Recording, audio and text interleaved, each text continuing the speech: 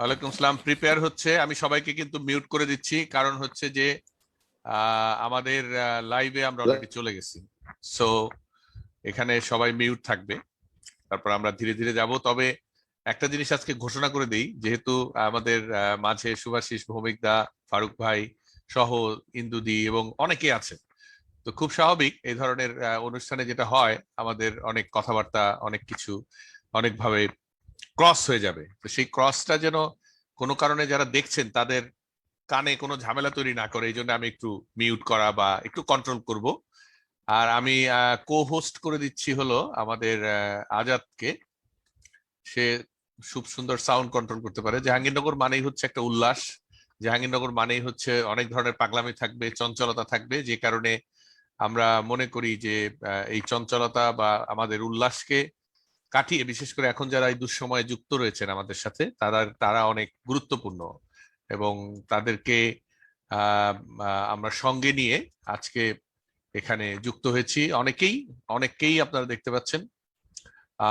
তো আমরা প্রথমে আমাদের, যেহেতু ফারুক ভাই প্রথমে এসছেন, এই জন্য আমি ফারুক ভাইকে আসলে প্রথম স্ক্রিনে নিয়ে যাচ্ছি। ফারুক ভাই, আপনাকে স্বাগতম। এবং ফারুক ভাই সবার আগে এখানে এসে বসে আছে, আপনাকে একটু আনমিউট করতে হবে ফারুক ভাই। আপনাকে এই টাচ করে একটু আনমিউট করতে হবে এবং হ্যাঁ, এবার ঠিক আছে ফারুক ভাই। তো আপনাকে কিন্তু একটা অন্যরকম গেট আপে আজকে লাগছে। এটা তো মেকআপ তো না, না এটা মানে, এটা কি মানে বাসার ড্রেস বা বাসার মেকআপ? হ্যাঁ, না মেকআপ না। মেকআপ না, সেটাই। তো লোকজন যে যা হয়, ও অভিনেতাদের সবসময় মানে একটা ক্যারেক্টারের সাথে মিলিয়ে দেখে। তবে এখন আমরা কিন্তু বাসায় সবাই একটা চরিত্রে অভিনয় করছি। একটা কথাও বলে যে এটা ওয়ার্ক ফ্রম হোম না ওয়ার্ক অ্যাট হোম, মানে বাসার থেকে কাজ করা বা বাসার কাজ করা। কারণ আমরা কম বেশি কিন্তু এখন অনেকে থালা বাসনও মাজছি, বাড়ির অনেক কাজ করতে হচ্ছে আমাদের, আমার তো করতে হচ্ছেই রেগুলার বেসিসে। আর আমাদের সাথে যুক্ত হয়েছেন শুভাশিস, ভৌমিক দা, শুভাশিস দা এবং আপনাদের দুইজনকে আজকের মানে প্রধান অতিথি বা আপনাদের জন্য আগ্রহ ভরে অনেকে অপেক্ষা করছে। কিন্তু এই মুহূর্তে আমি দেখতে পাচ্ছি যে ফেসবুক লাইভে একটা বিরাট অংশের মানুষ সেখানে যুক্ত হয়েছে এবং এই লাইভটা দেখার জন্য আমি বলবো যে কালকে থেকেই কিন্তু এখানে আমি দেখতে পাচ্ছি 50-এর অধিক অলরেডি হয়ে গেছে, কমেন্ট টমেন্ট আসা শুরু হয়েছে, আসতেই থাকবে, এটা নিয়ে কোনো কিছু করার নাই। তো যেহেতু আমাদের ফারুক ভাই আজকে প্রথম এখানে যোগ দিয়েছেন, মানে আমি বলবো যে আহ আমাদের মধ্যে সবচেয়ে আগে ফারুক ভাই এসছেন। তো ফারুক ভাই যেহেতু সবার আগে এসছেন, ফারুক ভাইয়ের কাছেই আমি প্রথমে আহ মানে জানতে চাই তো বলা যাবে না, ফারুক ভাইয়ের কাছে প্রথমে আপনার এই যে আপনার আশেপাশে অনেককেই দেখতে পাচ্ছেন যাদের সাথে আপনার অনেক স্মৃতি আছে, বিশেষ করে আমাদের জাহাঙ্গীরনগরের মুক্ত মঞ্চ নিয়ে আপনার যে স্মৃতি। আপনাদের সেলিম ভাইয়ের সাথে আমার কথা হয়েছে, পরের আরেকটা প্রোগ্রামে আসবেন। ফরিদি ভাই থাকলে হয়তো তিনিও আসতেন। কিন্তু আপনি যে সময়ের জাহাঙ্গীরনগর বিশ্ববিদ্যালয়, সেই সময়ের বলা হতো যে জাহাঙ্গীরনগর বিশ্ববিদ্যালয় হচ্ছে সংস্কৃতির রাজধানী। ঢাকা থিয়েটার সহ বাংলাদেশের সংস্কৃতি অঙ্গনকে কিন্তু আলোকিত করেছেন জাহাঙ্গীরনগর থেকে গিয়ে আপনারা। এবং আপনাদের আমরা শুনেছি যে ট্রাকে উঠে যেতে হতো, মানে নানা রকম ব্যাপার স্যাপার আছে। তো ওই যে সবকিছু মিলে ইন্দুদি আছে, আপনার কিছুটা ইমোশনাল হওয়া স্বাভাবিক, কারণ ওই সময় ইন্দুদিরা বা আপনার খুব চোখে থাকা, আমাদেরকে দেখেননি, আমরাও আপনাদেরকে দেখিনি, পরে দেখেছি। এখানে অনেক জুনিয়ররাও আছে, সিনিয়ররাও আছে। তো আপনার এই করোনাকালীন সময়ে জাহাঙ্গীরনগরকে কি ভেবে বেশি বেশি মনে পড়ছে ফারুক ভাই?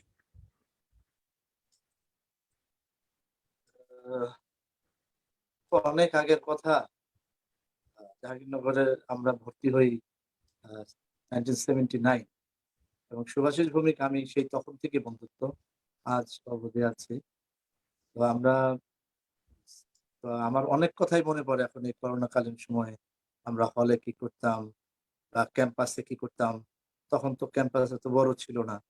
তো কাজেই আমার সবকিছু অনেকটা সিনেমার মতো মনে হচ্ছে আর কি। আমার চোখ বন্ধ করলে আমি পুরোটা দেখতে পাই। একটার পর একটা আসে। সেই 79 এ ভর্তি হলাম, 80, 81, 83, 84 আমরা যে কাটালাম, কত স্মৃতি, কত আনন্দের, কষ্টের, প্রেমের, ভালোবাসার কত স্মৃতি আমার জাহাঙ্গীরনগর ঘিরে। তো ওইটি আমার এখন মনে পড়ছে। আর আমার যেটা মুক্ত মঞ্চের কথা তুমি বললে, সেটা হচ্ছে তো আমাদের শেষের দিকে আমরা আমি ভৌমিক ডেট গুলি খুব ভালো বলতে পারে।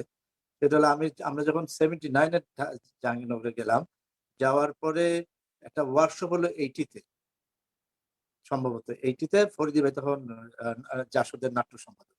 তো ফরিদী ভাইয়ের মাধ্যমে আমরা ওয়ার্কশপটা শুরু করলাম। আমি এবং সুভাষিস দুজনেই সুযোগ পেলাম ওই ওয়ার্কশপ করার।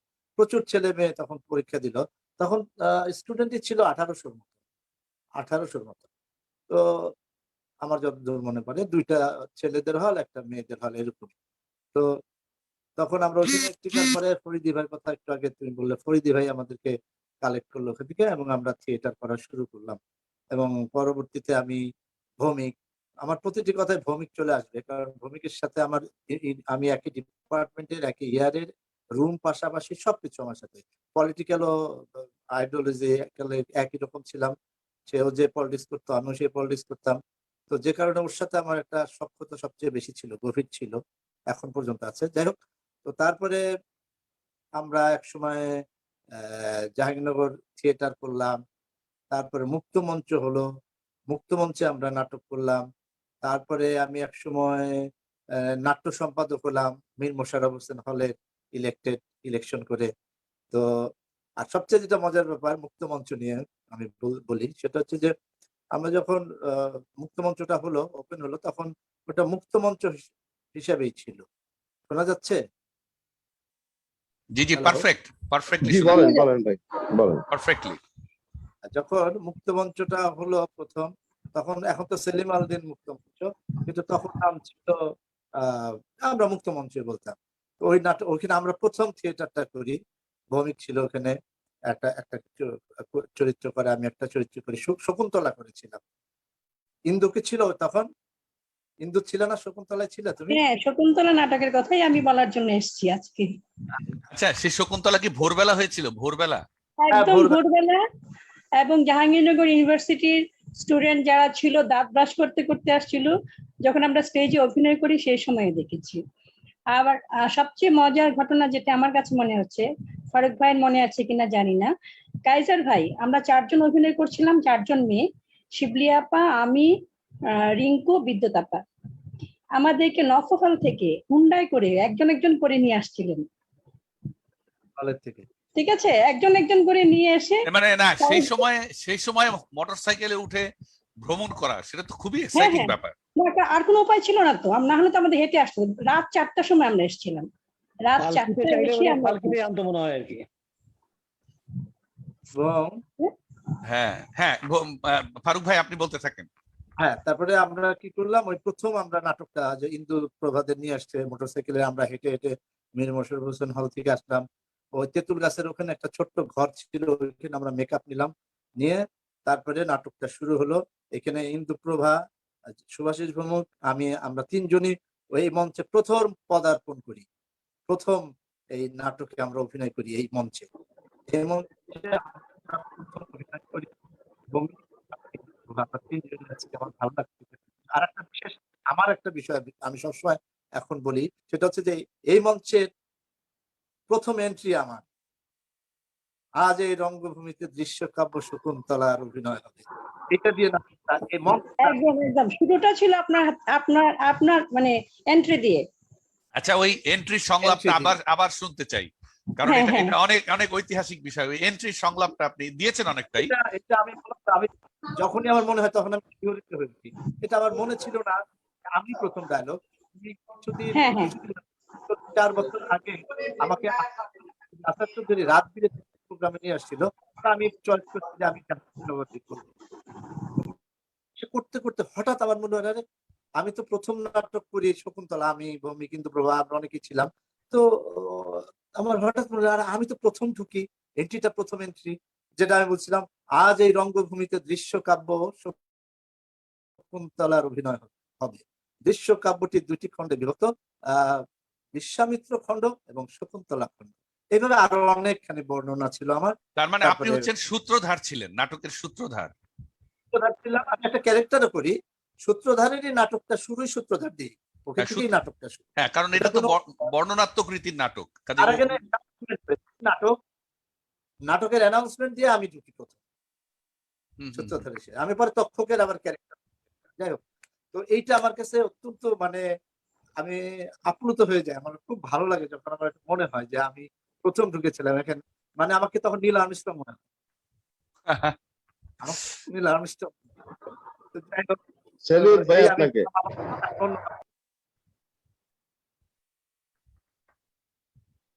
সেটাই। বন্ধুরা বলুন। হ্যাঁ, না ঠিক আছে, তো ভৌমিকদা এসে যাবে, আপনার কথাই এসছে, এবং আমার ধারণা যে ভৌমিকদা মনে হয় এটাকে আরো কালারফুল করবেন। হ্যাঁ, আর সত্যি গায়ে কাটা দেওয়ার মতো কিন্তু অনুভূতি, আমি নিজেও ভাবিনি যে আপনাদের তিনজনকে এইভাবে পাওয়া যাবে, এবং জাহাঙ্গীরনগর বিশ্ববিদ্যালয়েরকে যে সংস্কৃতির রাজধানী করে তোলার পেছনে আপনাদের কত বড় অবদান রয়েছে, সেই মানুষগুলো, শুধু ফরিদি ভাই নাই, ফরিদি ভাই থাকলে এখন 16 কলায় পূর্ণ হতো, কিন্তু আমাদের আলোচনায় ফরিদি ভাই তো এসেই যাবে। আরেকজন মানুষের অনেক বেশি অবদান পরিদেবের পরে আমাদের চেয়েও, সে হলো কাইজার আহমেদ, কাইজার ভাই। কাইজার যদি এখন থিয়েটার করে না, টিভিও করে না, অত্যন্ত মেধাবী, ফিজিক্সে পড়তেন উনি, অত্যন্ত ভালো খুলনার অভিনেতা, ভালো যে খুলনার কাজল ভাই খুলনার কাইজার খুলনা ভাই। বাড়ি। জি। জি, এবং অসাধারণ। কাইজার কাছে অনেক বকা শুনেছি ফারুক ভাই, এটা আমার মনে আছে, কাইজার কাছে অনেক বকা শুনেছি। শুধুমাত্র মানে আমরা ঠিক মতো উচ্চারণ করছি কিনা, ঠিক মতো এক্সপ্রেশন দিতে পারছি কিনা, আর তারপর রিহার্সালে ঠিক মতো আসছি কিনা, এটার জন্য প্রচুর বকা শুনেছি কাইজার ভাইয়ের কাছে। ওকে, আমরা হ্যাঁ ভৌমিকদার কাছে যাচ্ছি। ভৌমিকদা, সবাইকে শুভেচ্ছা জানাচ্ছি। সবার আগে আমি পরিচয় করিয়ে দেওয়া প্রয়োজন মনে করছি আমাদের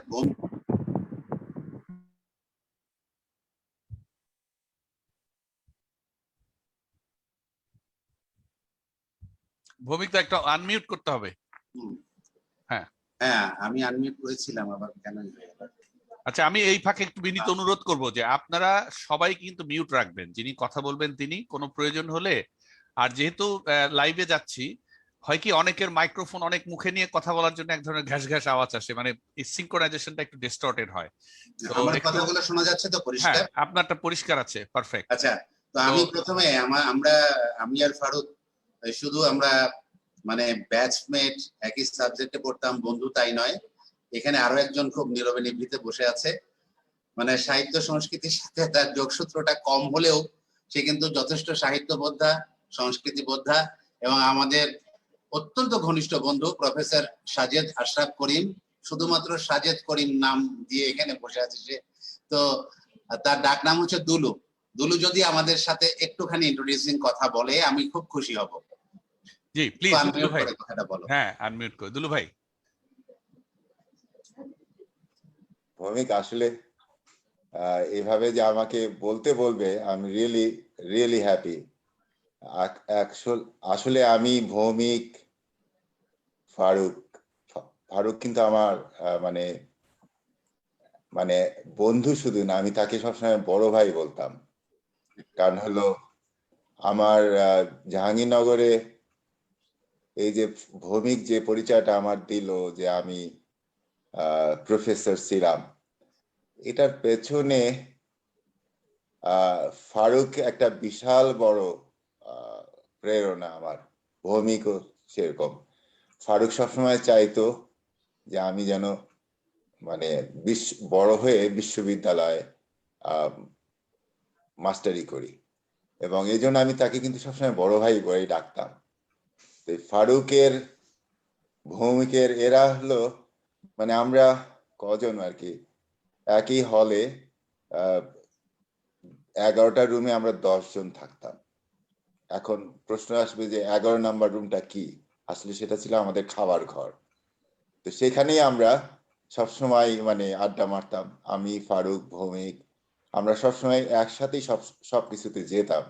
কিন্তু এই ফাঁকে ওরা যে জাহাঙ্গীরনগর থিয়েটারের সাথে যুক্ত হয়, তখন আমরা কিন্তু তাদের পেছনে মানে সবসময় একটা মানে সাহস যোগাতাম।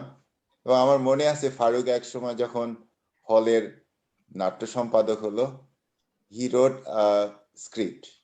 সেই স্ক্রিপ্টটা সেটাকে আবার একটু মানে আমাকে ওরা ওই মাঝে মাঝে সানানোর জন্য মানে একটু ধার সুর ধার করার জন্য একটু চেষ্টা করতে বলতো, এবং আমি সেই চেষ্টাটাও মাঝে মাঝে করেছি, বাট আমি জানি না কতটুকু করতে পারছি। কিন্তু পরবর্তীতে ওর ওই নাটকের স্ক্রিপ্টটা হল কর্তৃপক্ষ অনুমোদন করেনি, কারণ ওখানে অনেকবার এই প্রতিক্রিয়াশীলদের বিরুদ্ধে উচ্চারণ ছিল, শিবিরের বিরুদ্ধে অনেক উচ্চারণ ছিল, যে উচ্চারণটা হল কর্তৃপক্ষ সাহসে নেয়নি যে এটি সহ কোনো নাটক হতে পারে। তো ওটা ওখানেই আতুর ঘরেই ফারুকের ওই প্রচেষ্টাটা মরে যায়। আর ভৌমিক তো আমাদের মানে পুরো ব্যাচে সে একটা মানে আমি বলবো যে একটা প্রতিবিম্ব পুরো ব্যাচের। আমাদের ব্যাচটা আসলে বেশি লোকের ছিল না, আমরা কিন্তু অষ্টম ব্যাচে প্রায় 100-250 লোকের মতো আমরা ছাত্রছাত্রী পাশ করি। আর ভৌমিকের আরেকটা ছোট্ট একটা বিষয় আমি এই সুযোগে বলতে চাই, ভৌমিক কিন্তু অত্যন্ত মেধাবী, আমরা তার ধারে কাছে ছিলাম না। সে কিন্তু বিশ্ববিদ্যালয়ে ভর্তি পরীক্ষায় প্রথম হয়েছিল, এবং যখন ভৌমিক বিশ্ববিদ্যালয়ে ভর্তি পরীক্ষার ফলাফল বিকেল বেলা, মানে বিশ্ববিদ্যালয় তো জাহাঙ্গীরনগর আগে মরে যেত 2টার পরে, জাহাঙ্গীরনগরের প্রাণ ছিল সকাল থেকে দুপুর 2টা পর্যন্ত, তারপরে হলো বাকিটা প্রান্তিক কেন্দ্রিক আর হলো নফা হলের মাঠে, এইটুকুই ছিল হলো বিশ্ববিদ্যালয়ের প্রাণ। তো ভৌমিক খুব সম্ভবত খুব মানে আস্তে আস্তে এই আমতলার এই ভূগোল ও পরিবেশ বিভাগের যে মানে প্রাক্তন ঠিকানা, সেখানে গিয়ে পরীক্ষার ফলাফল দেখছিল। ওই সময় বিশ্ববিদ্যালয়ে ওই বিভাগের এই সবচেয়ে বয়স্ক যে কর্মচারী, তার সাথে তার সাক্ষাৎ হয়। তাকে সে খুব ভয়ে ভয়ে জিজ্ঞাসা করে, ভাই আমাদের ফলাফলটা কি দিয়েছে? তখন ওই লোকটি হলো নোয়াখালী লোক, সে নোয়াখালীলা ভাষায় ওকে একটু ধমক দেয়, দিয়ে বলে, কি করেন মিয়া, প্রত্যেকবার এই মেয়েরাই ফার্স্ট হয়, এইবারও একটা মাইয়া ফার্স্ট হয়েছে। ভৌমিক জিজ্ঞাসা করে যে কোন মেয়েটা ফার্স্ট হয়েছে? তখন ওকে বলে, সুভাষিস ভৌমিক নামে একটা মেয়ে ফার্স্ট হয়েছে, বারবার খালি মেয়েরা ফার্স্ট হয়, আপনারা ছেলেরা কি করেন? এই হলো সুভাষিস হলো আসলে একটা বর্ন জিনিয়াস, ওর ভিতরে মানে যেটা আছে সে পুরোটা কিন্তু সে ব্যবহার করেনি। সেটা হলো যে বিশ্ববিদ্যালয়ের যে বিষয়ে সে অধ্যয়ন করেছে সেখানে সে তেমন ভাবে ব্যবহার করেনি, তবে সে অন্য সাধারণ ছাত্র যারা সব সময় বইয়ের মধ্যে লেগে থাকতো, চেয়ারের মধ্যে আঠা লেগে বসে থাকতো, ভৌমিক কিন্তু এরকম কিছু ছিল না। তো এখন একই কথা আমি আমার মানে ফারুক সম্পর্কেও বলতে পারি। ফারুকও কিন্তু কখনো ওই অন্যান্য ছাত্ররা যেভাবে চলাফেরা করতো, পড়াশোনা সারাক্ষণ, এবং জাহাঙ্গীরনগরে হলো যে দুপুর 2টায় হলে ফিরে এসে খেয়ে তারপর ঘুমিয়ে আবার বিকাল বেলা একটু চা মুড়ি খাওয়ার জন্য নিচে হলের নিচে গিয়ে খেয়ে দে আবার সন্ধ্যায় পড়তে বসা, এবং তাড়াতাড়ি হলের ডাইনিং হলে গিয়ে খাওয়া, এরকম কিন্তু ফারুক বা ভৌমিক কেউ ছিল না। এরা আসলেই হলো মানে জন্মগতভাবে একটা মানে প্রতিভা, এই প্রতিভা অন্যরকম, তারা সবসময় অন্যরকম প্রতিভা। আপনার কি আমাকে মনে আছে? হ্যাঁ, তোমাকে মনে আছে, আরে তোমাকে মনে থাকবে না? হ্যাঁ, ইন্দুকে মনে আছে, সবাইকে মনে আছে।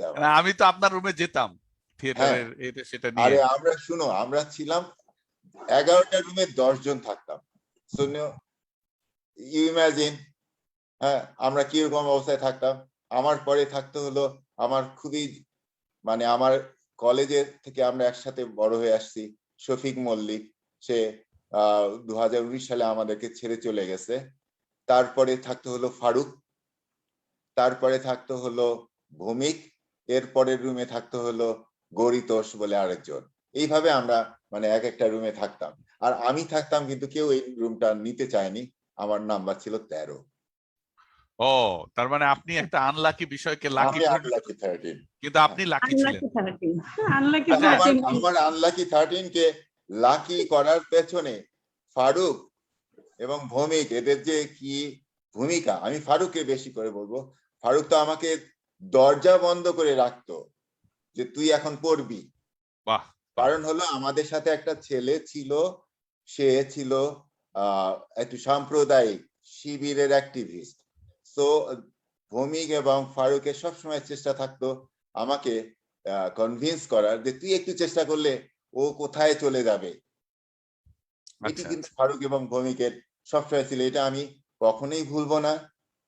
এবং আমার এই যে আমি শেষ বেলায়, মানে আমরা আসলে জীবনের শেষ বেলায় চলে এসেছি। আমি কিন্তু এই করোনা কালে, এই গত 3-4 দিন আগে একটা বিশ্রী পরিস্থিতি বাংলাদেশে, এই করোনা টেস্টের একটা বিরূপ পরিস্থিতির মধ্যে দিয়ে আমি কিন্তু চলে এসেছি। I now in Richmond Hill, Ontario, Canada. তো এখান থেকে আমি যোগ দিচ্ছি এবং আমি কিন্তু নিজেকে খুব সৌভাগ্যবান মনে করছি যে আমি আমার 2জন সবচেয়ে ঘনিষ্ঠ বন্ধু ইউনিভার্সিটিতে,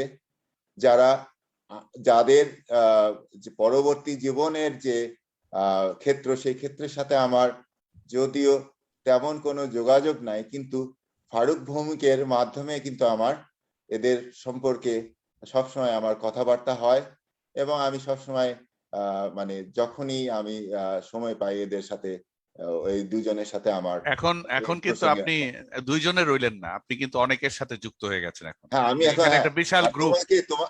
শুনো, তোমাকে আমি শুনো, আমার হচ্ছে যে এখন আমরা নানান ঘাত প্রতিঘাতের মধ্যে পড়ে, মানে it's very sometimes it becomes really difficult to put a name on a particular face.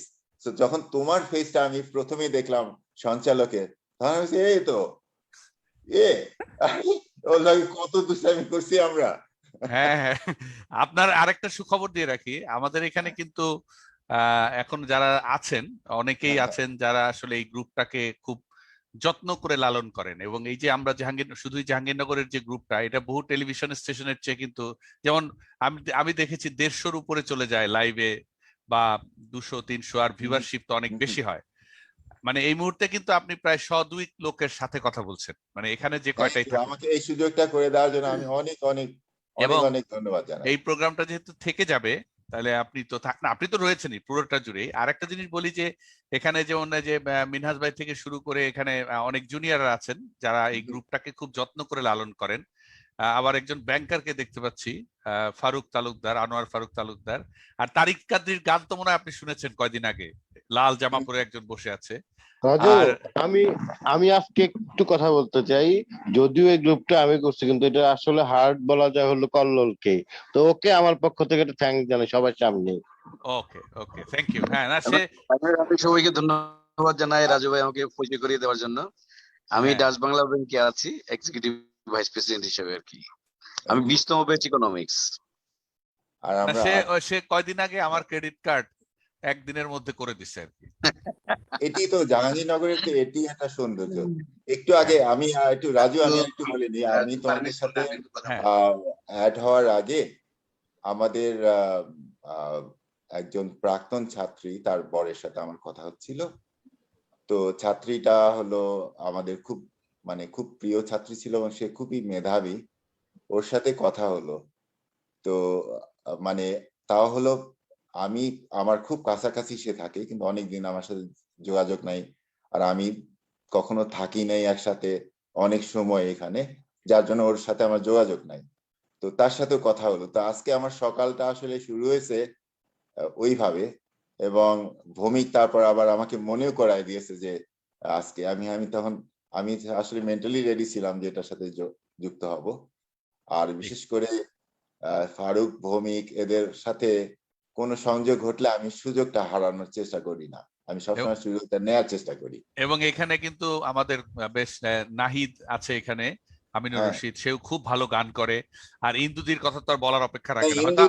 ইন্দু তো ও যে বলেছে আমাদের ওই সময় জাহাঙ্গীরনগরে যে ও যে বলছে যে মোটরসাইকেলে করে, কারণ আদারওয়াইজ ওকে ওই জঙ্গলের ভিতর দিয়ে, যে জঙ্গলটা এখন ছেলেমেয়েরা ওই জায়গায় নাম দিয়েছে জাহাঙ্গীরনগরে কি একটা টারজান টারজান চত্বর, রোড, টারজান চত্বর। Tarzan road. আসলে ওটা একটা, আসলে আমাদের সময় আমরা ওটাকে, মানে ওইটা হলো সাপত সংকুল একটা জায়গা ছিল। আমাদের সময় পর্যন্ত ওটা তাই ছিল। হ্যাঁ, কারণ আপনি যে ওই নিচে জন্য বসতেন, ওর পক্ষে ওই সময় রাত 4টার সময়, এবং হলের অ্যাডমিনিস্ট্রেশন যেটা ছিল সেটি কি আমাদের মানে মুক্ত বুদ্ধি চর্চার জন্য সহায়ক ছিল? মোটেই না। জাহাঙ্গীরনগর বিশ্ববিদ্যালয়ে দুলু ভাই আমি একটু বলি, ছিল। আমি একটু বলি, শিরিন আপা তো আমাদের খুব আমাদের উপর খুব ক্ষেপে থাকতেন। শিরিন আপা ছিল তখন আমাদের, ডক্টর শিরিন আক্তার, হ্যাঁ হ্যাঁ ভীষণ রাগী ছিলেন, ওনার সাথে কথা বলা যেত না। ভীষণ ভাবে আমার মনে আছে এটা, কিন্তু আমার এটা মনে আছে।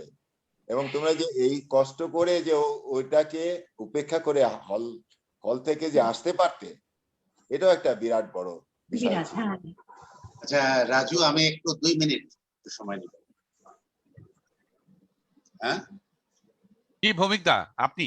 আচ্ছা, প্রথমে একটা কথা বলি, সেটা হচ্ছে যে যেমন বিষয়টা হলো যে আজকে এখানে অনেকে উপস্থিত আছে, আমরা 2-3 জন কথা বলছি এবং সবাই শুনছে, এটা আমার কাছে খুব বিব্রতকর লাগছে। এখানে বিষয়টা এরকম না যে আমরা একটুখানি অভিনয় করি, একটু দেখা যায়, বা কেউ একটু কিছু করে জন্য, পরিচিত জন্য তাদের কথাটা বেশি শুনতে হবে বা বলতে হবে, তা না। জাহাঙ্গীরনগরের ছাত্র আমরা সবাই, এবং আমি মনে করি যে যে ক্ষেত্রে আছে, আর ভাই আমি একটু অভিনয় করি জন্য কি আমি একটা বিরাট কিছু হয়ে গেছি তা না। ব্যাংকিং সেক্টরে অনেক কিছু করছে, কৃষি সেক্টরে অনেক কিছু করছে, শিক্ষকতার ক্ষেত্রে অনেক কিছু করছে। তারপরে আবহাওয়াগত বিষয়ে, পরিবেশগত বিষয়ে বিভিন্ন জায়গায়, যেমন এখানে আমি কার কথা বলবো, এখানে আমি আমি আমি এখানে গেল কোথায়, শেখ শরীফ। হ্যাঁ শেখ শরীফ, শেখ শরীফ এই যে স্ক্রিন দিয়ে দিচ্ছি, এইবার খোঁজেন আপনি। ও ভুটানে থিম্পুতে বাংলাদেশ দূতাবাসের ফার্স্ট সেক্রেটারি ছিল, পরে কলকাতায় ডেপুটি হাই কমিশনে ফার্স্ট সেক্রেটারি ছিল, এবং ওখানে যাওয়ার পর সে আগে আমার সাথে যোগাযোগ করে সে তা আমার বাসায় নিয়ে গেছে, এবং আমার ভাগ্নের বিয়েতে সে বিশাল গিফট নিয়ে এসে উপস্থিত হয়েছে। তারপরে তার বাড়িতে আমি আমার বন্ধু সহ গেছি, এবং সেখানে শরীফ আমাকে যে আপ্যায়ন করছে, এবং সে একটা বিশাল বই আমাকে দিয়েছে, অমর্ত্য সেনের একটা বই, এখানেই আছে বইটা। আমি দেখে শুধুমাত্র বলছি, বাহ বইটা তো দুর্লভ জিনিস, পেলে কোথায়, বলার সাথে সাথে দিয়ে দিচ্ছে।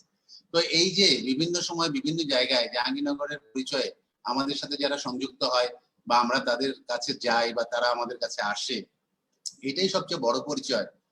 কে একটু পরিচিত বা কে, এই যে এখানে মোস্তফা কল্লোল, সে যে যেভাবে সবার সাথে সংযুক্তিটা করে রাখে। তারপরে যে হানিফ আছে এখানে, আমি বলবো ইয়ের কথা, এখানে নাজের কথা বলবো। তারপরে আর এখানে কাকে দেখতে পাচ্ছি, কোথায় গেল, তারিক কাদরি অত্যন্ত ভালো গান গায়, এবং সেদিন রাত্রে তার গান আমি দীর্ঘ সময় ধরে, প্রায় 2 ঘন্টা ধরে আমি শুনছি। তারপরে আর কি আছে এখানে, একটু আগে চলে গেল, আরে বিক্রমপুর থেকে লুঙ্গি মাথায় করে, লুঙ্গি পনির ভাই এমদাদুল হক খান পনির, সে বোধহয় বিক্রমপুর থেকে যুক্ত হয়েছে। পনির যেভাবে আমাদেরকে বিভিন্ন ভাবে আলোড়িত করে রাখে, প্রত্যেকেই আমি যাদের চিনি। তবে ফারুক ভাই, ভৌমিকদা আপনাকে শুধু একটা কথা বলি, এখানে আমরা যারা আছি, যে মিনহাজ ভাই, আমরা কিন্তু মোটামুটি প্রত্যেক দিনই এখানেই যুক্ত থাকি। এখানে আমরা কিন্তু একটু মানে মডারেট ওয়েতে, আমাকে অনেক আজকেই বলেছে যে এত লোক কি ম্যানেজ করা যাবে, আমি বললাম যে না, ম্যানেজ করা কোনো ব্যাপার না, যারা স্ক্রিনে আসতে চায় আসুক। আমি বলছিলাম কথা, হ্যাঁ তুমি বলছিলা। তো সেই জন্য যেমন ধরেন আমাদের এখানে যারা আসেন, মানে একটু ফ্রিডম আছে, কিন্তু আমরা এটা তো আমি বলতে পারি যে অনেক প্রফেশনাল গ্রুপও এতগুলো লোক একসাথে প্রোগ্রাম করতে গেলে হাউকাও হয়, আমাদের কিন্তু হচ্ছে না। কারণ আমরা কিন্তু ঠিকই মানে স্ক্রিনিং কিন্তু খুবই ভালো হচ্ছে, আমি দেখতে পাচ্ছি লাইভ যাচ্ছে, কোনো রকম ইন্টারাপশন নাই, মানে মোর দ্যান প্রফেশনাল আমি বলবো। এবং সেই কারণেই আমাদের বড় ভাই হিসেবে যাকে দুলু সাজ্জাদ আশরাফ করিম পরিচয় করে দিয়েছে, সেই আমাদের ফারুকের কাছ থেকে আমরা আরো কিছু কথা শুনবো, কারণ ফারুকের কথা সবসময় খুব শ্রুতিমধুর এবং উপভোগ্য। ফারুক যেভাবে কথা বলে, খুব ধীরে ধীরে ধীরে ধীরে রসিয়ে কষিয়ে, মনে হয় যেন তেল দিয়ে মুড়ি মেখে ওই আমরা খেজুরের গুড় দিয়ে বসে বসে খাচ্ছি আর গল্প শুনছি। আমি ফারুককে রিকোয়েস্ট করব যে সেই সময়কার স্মৃতিগুলো যদি ফারুক একটু উপস্থাপন করে। হ্যাঁ প্লিজ ফারুক ভাই।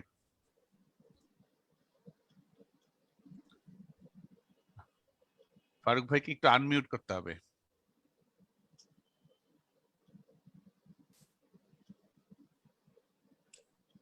ফারুক শব্দ ভাই নিয়ন্ত্রণ যে করছে একটু করে দিলে হয়। না, এটা উনারই করতে হবে, আমি জাস্ট ওনাকে আস্ক করছি আর কি। তুইও তো করতে পারবি আনমিউট, হোস্টরা করতে পারে তো আনমিউট। আমি মিউট করতে পারি, আনমিউট করতে হলে তাকে বলতে হবে। হ্যাঁ হয়েছে। হ্যাঁ জি ফারুক ভাই, আপনার কথা শুনবার জন্য আনমিউট হয়েছে। আমার আনমিউট হট। হ্যাঁ পারফেক্ট, বলেন। কে আমি? জি জি, আপনার কথা নাকি ইয়ের মতো, সুভাষিস দা কিন্তু আপনাকে অ্যাঙ্করিং আমার কাছ থেকে সুভাষিস দা নিয়ে নিয়েছে, আসলে নিয়ে উনি বলেছে যে এখন ওই ইয়ের ফারুক ভাই করবে। ফারুক ভাই খেজুর গুড়ের রসের মতো করে কথা বলবে। আমি আসলে সুভাষিস ভৌমিকের কথাও শুনতে পারি নাই, আর ইন্দু প্রভারও কথা শুনে, আর সাজেদ আশরাফ করিম আমার প্রিয় বন্ধু তুলু তার আংশিক শুনে তারপরে আমারটা মিউট হয়ে গেছে। তোমাদের কারো কথা আমি শুনতে পাচ্ছিলাম না। যাই হোক, এখন ঠিক হয়েছে। যেটা বলছিল, যেটা বললো আমার বন্ধু যে আমাকে বড় ভাই ডাকতো, আসলে বড় ভাই ডাকতো, এবং সেটা আমার ভাগ্য। কারণ সাজেদ আশরাফ করিম দুলু হচ্ছে আমাদের ক্লাসের জিওগ্রাফির ফার্স্ট বয় ছিল, একদম প্রতি মানে অনার্স মাস্টার সব জায়গায় ফার্স্ট ক্লাস ফার্স্ট, তার সেকেন্ড নাই। First year, second year, third year তার কাছাকাছি কেউ ছিল না, এত এত ভালো স্টুডেন্ট সে ছিল। যে কারণে আমি তাকে মানে উৎসাহ দিতাম, এবং আমাকে ওই জন্য সে বড় ভাই ডাকতো। এবং সবচেয়ে মজার ব্যাপার, সেটা কেউ বলেছে কিনা জানি না, সে কিন্তু গোল্ড মেডেলিস্ট জাহাঙ্গীরনগরে, জিওগ্রাফির থেকে গোল্ড মেডেলিস্ট, হোল ইউনিভার্সিটির সবচেয়ে বেশি মার্ক পেয়ে সে পাশ করেছে, এতটা মেধাবী। তার এবং মানে সে যে- ম্যাথমেটিক্স এর ছেলে মেয়েদের চেয়ে বেশি নম্বর পাওয়া, এটা তো একটা বিরাট দুর্ঘটনা বলতে পারেন। না, আমাদের জন্য ঘটনা, তোমাদের জন্য দুর্ঘটনা। তো অভিনন্দন দুলু ভাই, অভিনন্দন। আমরা এই প্রথম শুনলাম, অতএব আমরা আপনাকে এত বছর পর, মানে অনেক বছর পর আরো আপনাকে একটা আমরা- জিনিস আছে, সেটা হচ্ছে জাহাঙ্গীরনগর ইউনিভার্সিটির GIS department, geographical information system ডিপার্টমেন্টটা তার হাতে তৈরি, এবং সেই প্রথম এখানে জিওগ্রাফিক্যাল ইনফরমেশন সিস্টেমের যে ছাত্রছাত্রী ভর্তি থেকে শুরু করে যা শিক্ষাক্রম শুরু করাটা, সেটা সাজেদ আশরাফ করিমের মাধ্যমে হয়েছে। জিএস কি আলাদা আলাদা ডিপার্টমেন্ট জাহাঙ্গীরনগরে? কিন্তু এই যে বিষয়টা ফারুক বললো যে আমি গোল্ড মেডেলিস্ট ও ভালো করে বুঝিয়ে বলছে। আমি বলবো যে I was an accidental tourist. Accidental tourist, ভালো।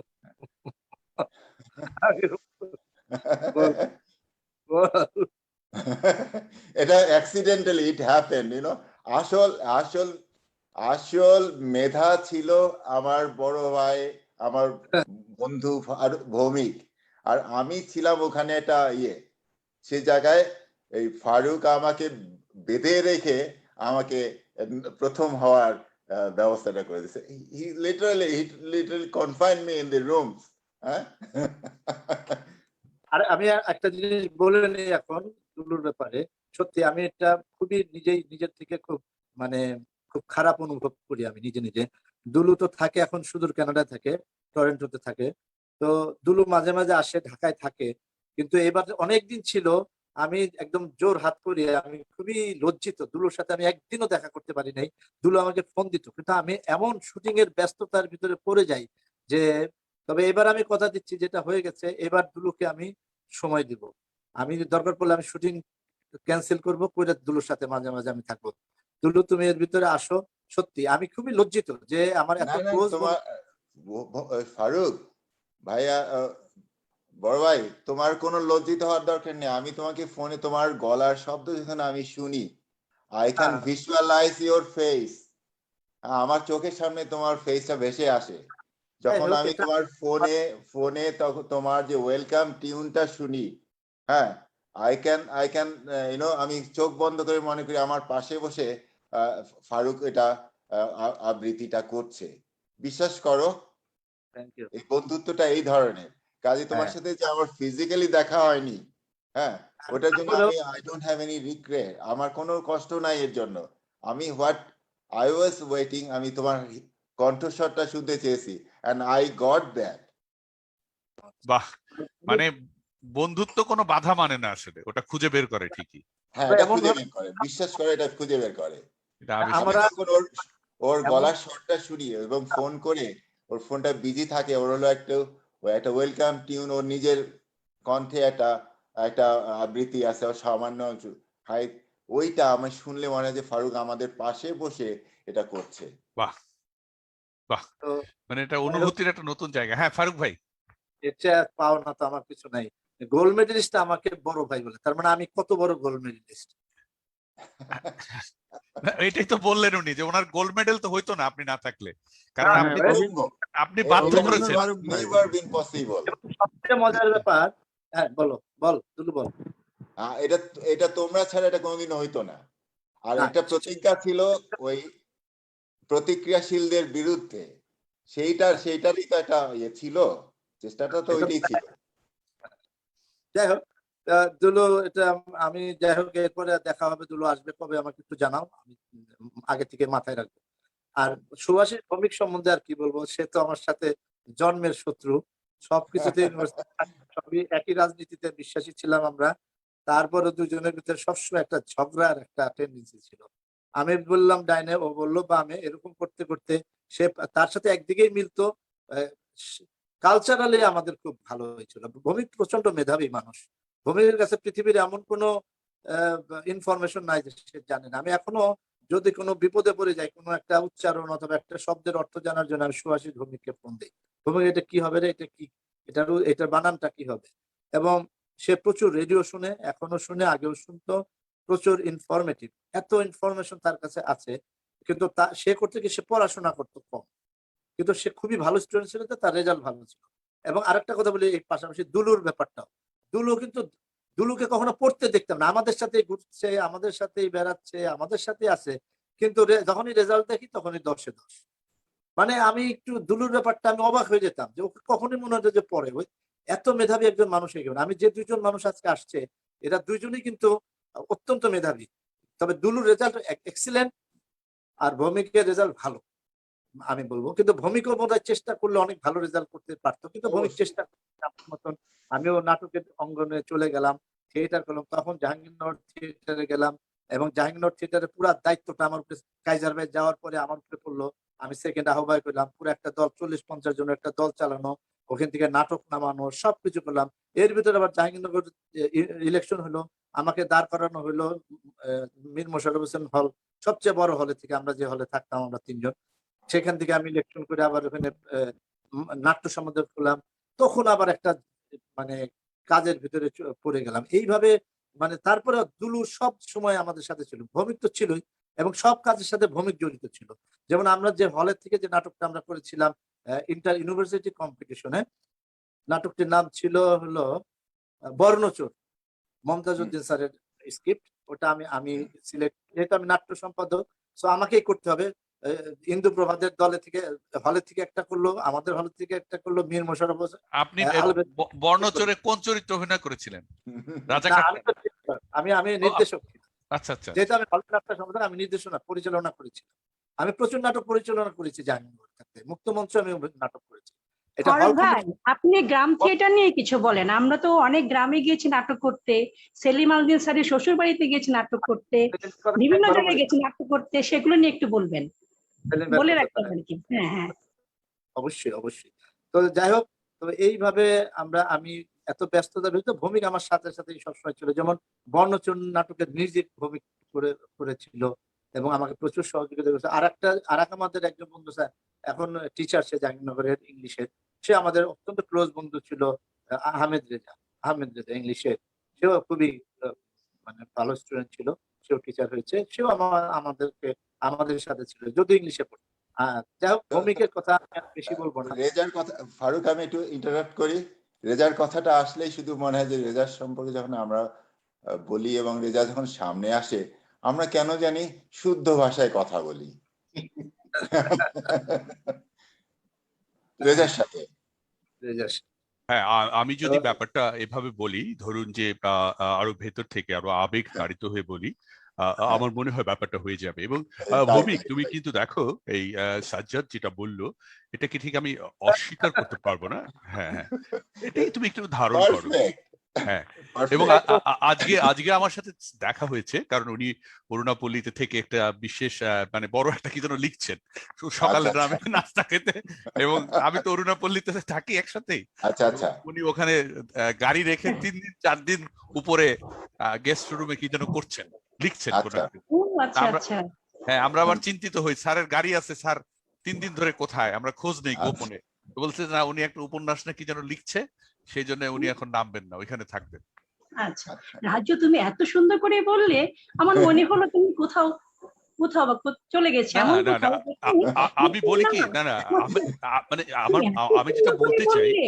যে আমার কিন্তু এটা অভ্যাস মানুষকে আরো ভেতর থেকে জানা এবং উপস্থাপন করা। আপনি জানেন যে ওই সময় আমি সালেহ স্যার থেকে শুরু করে বায়েজ স্যার থেকে শুরু করে প্রত্যেককে নকল করেছি, এবং প্রচুর টাকাও আমি ইনকাম করেছি ওই সময়। বিশেষ করে রফিক স্যারকে নকল করলে সেলিম আল দিন টাকা দিত, আর সেলিম আল দিনকে নকল করলে রফিক স্যার টাকা দিত, দুজন থেকেই খেয়েছি। তো রফিক স্যারটা একটু দেখি তো কিরকম। দেখি নাই, সত্যি দেখি নাই। রফিক, না রফিক স্যারের মানে ওই গোপ টোপ লাগাইতে হবে, ওটা তো রফিক স্যারের ওই যে না না না না, তাইলে তো হলো না। মানে হয় ভয়েস হইতে হবে, নাহলে ফিজিক্যালি মানে দেখলাম মানে না, তবে আমি মাইকে হ্যাঁ, মাইকে এটা আমার জন্য এখন একটু ডিফিকাল্ট হবে, কারণ অনেকদিন করি না, কিন্তু আমি প্রফেসর সালেহ আহমেদেরটা করতে পারি। আচ্ছা হ্যাঁ মনে বলো আছে? বলো প্লিজ বলো। না, সালেহ আহমেদ স্যার যখন ভিসি, তখন তো আমরা কালচার প্রোগ্রাম করছিলাম। তো সেখানে মুক্তমঞ্চে অনুষ্ঠানের গ্যাপে আমি স্যারকে একটা পরামর্শ দিয়েছিলাম যে স্যার একটা কবিতা আবৃত্তি করলে কেমন হয়, আপনি যদি করেন, কালচার প্রোগ্রাম যেহেতু। তো উনি বললো যে আমি তো কবিতা মুখস্থ না, আমি কি করে কবিতা বলবো, আমার কাছে তো কবিতা নাই। তখন আমি রবীন্দ্রনাথের 1400 সাল কবিতা ওইটা স্যার কাছে দিলাম। স্যার খুব মনোযোগ দিয়ে আবৃত্তি করলেন যে আজকে এই জাহাঙ্গীর বিশ্ববিদ্যালয়ের সমস্ত ছাত্রছাত্রীদের দেখে আমি বড় পুলকিত অনুভব করতেছি, এবং আজকে আমি একটা কবিতা পড়তে যাচ্ছি। আজি হতে 100 বর্ষ পরে কে তুমি ফুটতেছ বসি আমার কবিতাখানি কৌতূহল ভরে, তোমরা হাসতেছ, হাসো, কিন্তু আজি হতে কোনো মানে সে পুরো কবিতা কিন্তু পড়ে গেছে, হাসতে হাসতে মুক্তমঞ্চ ঝরে পড়ছে। এবং সেই কবিতার কথা শুনে আবার মান্নান স্যার যখন এটা শুনছে, তখন মান্নান স্যার সেটা নিয়ে বলছে, আচ্ছা তোমরা কত দেখি একটা বিসি যদি শুদ্ধ ভাষায় কথা কবেন না পারে, তাহলে ও এক কবিতা করে গেছে কিটা। জাহাঙ্গীরনগর, আমি আর বেশি বলবো না, ফারুক ভাই বলেন প্লিজ। আমি আমি আর কি ভালো লাগলো তোমার এত যে তুমি করতে পারো। ভূমিকও পারে, ভূমিকটাও শুনবো আমরা। ভৌমিক আমি তো যেটা বললো, আমার যেটা না বললেই না, এই প্রোগ্রামে যেটা সেলিম আল দিনের কথা বলা হলো, সেলিম ভাই ছিল আমাদের আপন ভাইয়ের মতো।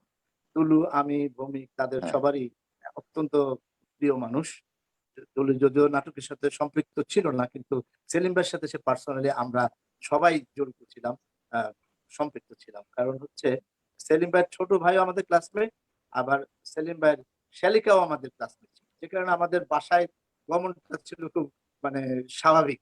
মানে ভাবিও আমাদের আদর আদর করতেন, তার বোন পরে আমার সাথে, আমরা তার বোনের ক্লাসমেট। আবার সেলিম আলদিনের আপন ভাইও আমাদের ক্লাসমেট, যে আমরা কারণে আমরা দুইজন, আমরা ডাবল পেতাম। হ্যাঁ ডাবল পেতাম। মানে অনেকেই প্রায় অনেকের সাথে সেলিম ভাইয়ের সাথে সম্পর্ক আছে আমি জানি, তোমরা সবাই বলবা। বড় মানুষের অনেক মানে উদারতাও বেশি থাকে, মানুষের সাথে মিশেও বেশি, তাদের অনেক লিঙ্ক অনেক বেশি থাকে। আমি আমি জীবনে 2-4 জন বড় মাপের মানুষের সাথে যদি মিশে থাকি, সেলিম ভাই তার চিনি, যে তার সাথে অনেক তোমরা তোমরা যদি বলো, এখন যে রাজু যদি বলো, দেখবে যে তুমি অনেক গল্প বলতে পারবা। কিন্তু আমাদের এই ডিপার্টমেন্টের, আমাদেরকে জিওগ্রাফি ডিপার্টমেন্টের আমাদের 8ম ব্যাচকে যেভাবে উনি পছন্দ করতেন, কারণ বললাম যে দুইটা সম্পর্কে সম্পর্কিত ছিলাম আমরা। হ্যাঁ সেলিম ভাই আমাদেরকে অত্যন্ত পছন্দ করে, এটা নাটকের বাইরে। আর নাটকের ব্যাপার তো মানে বলার অপেক্ষাই রাখে না। আমরা যখন নাটক করতাম, ভৌমিক, আমি, বাসন আলীর, জাহান আলীর ধর, চোর, তারপরে বাসন, জাহান আলীর ধর আমি নাটকটা মুক্ত মঞ্চে করলাম, ভৌমিক ছিল জাহান আলী ক্যারেক্টার।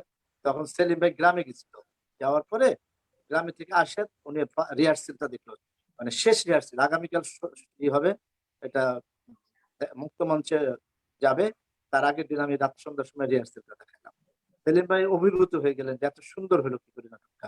পরে আমাকে নিয়ে বড় রুই মাছের মাথা দিয়ে আমার বাসায় ভাত খাওয়ালেন, যে তোমার একটা তোমার আজ এটা প্রাপ্য।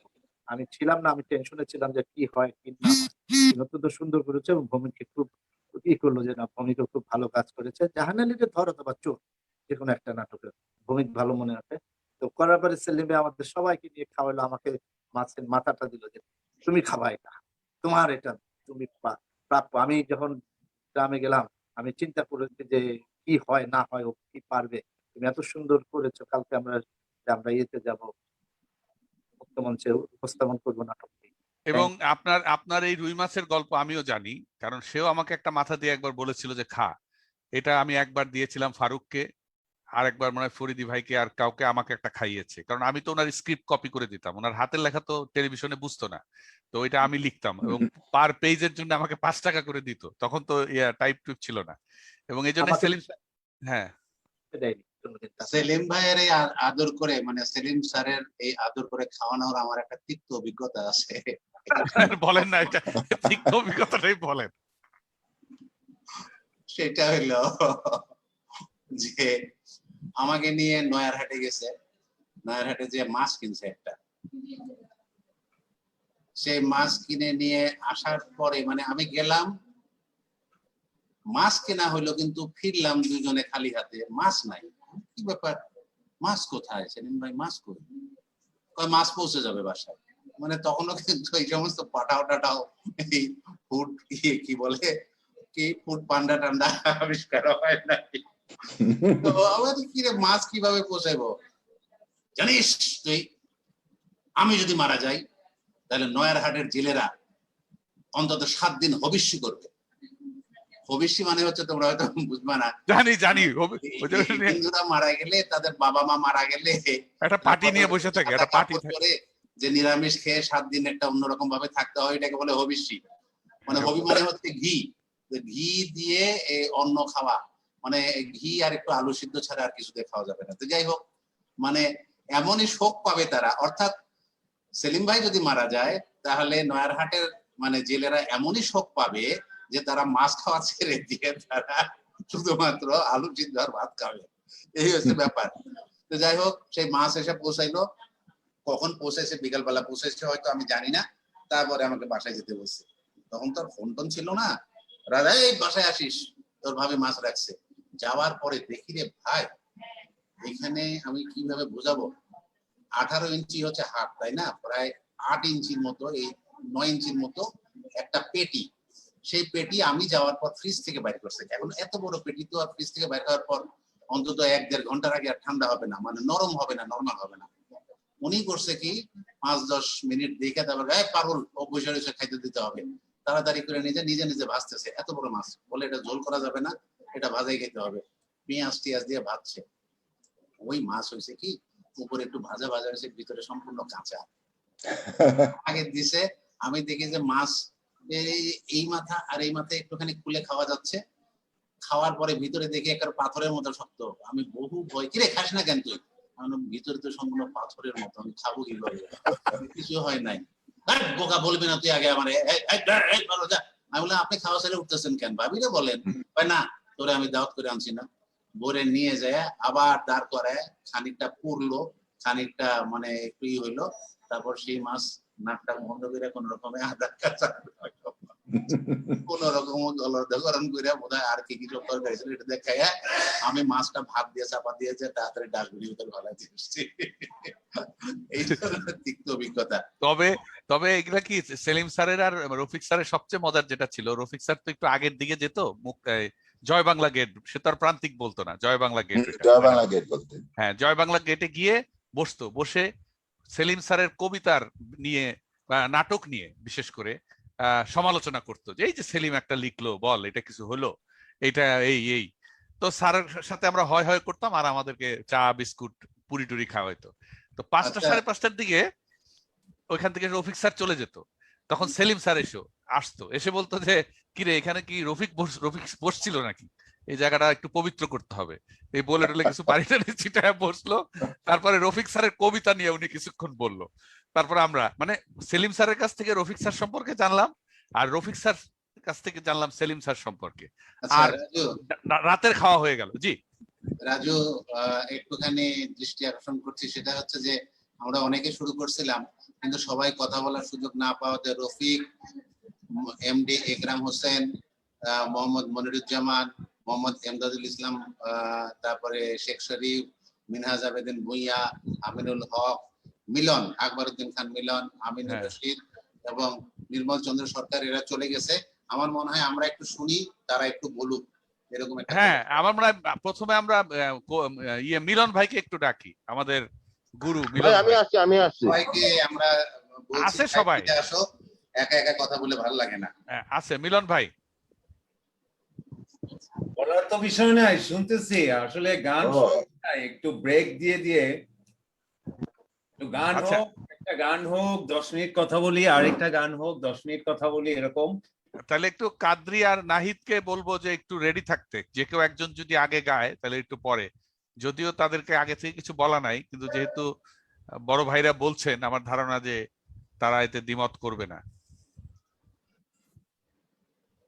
আর ব্যাকগ্রাউন্ডে সবাই জাহাঙ্গীরনগরের ছবি দিলেও তো ভালো লাগে। সেটা দিবনে যার যার পেছন দিককার ছবি দেন না, চেঞ্জ করেন না, এটা তো করা যায় চাইলেই।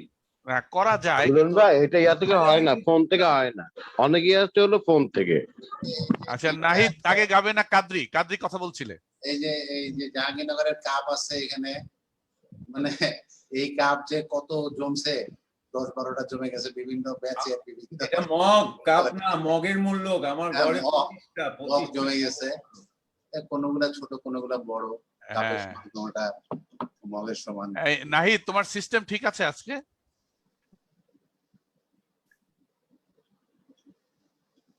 তোমার কথা শুনতে পাচ্ছি না, মিউট করা আছে, আনমিউট করো একটু।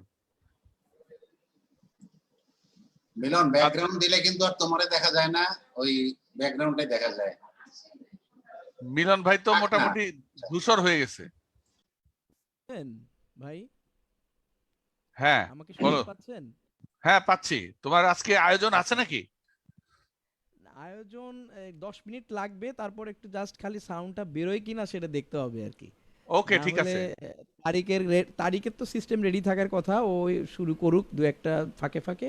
তারিখ আমি বড় একটা ভাইরা হয়তো বলেছে, বিশেষ আপনাদের করে করে দেব। সাজেদ করিম ভাই, আমি তাকে অবশ্য সারি বলি সবসময়, কারণ তার থেকে এই স্যার বলো না আমাকে, হ্যাঁ, আমাকে তোমরা দুলু ভাই বলতে ইউনিভার্সিটি। দুলু ভাই, হ্যাঁ ঠিকই আছে। হ্যাঁ। বিশেষ করে কানাডাতে যদি আমাদের গান এখন পৌঁছাতে পারি, সেটা খুব জরুরি ব্যাপার। হ্যাঁ খুবই ভালো হয়, খুবই ভালো হয়। হ্যাঁ, আমরা তারেক কাদরিকে দেখছি সে প্রস্তুতি নিচ্ছে।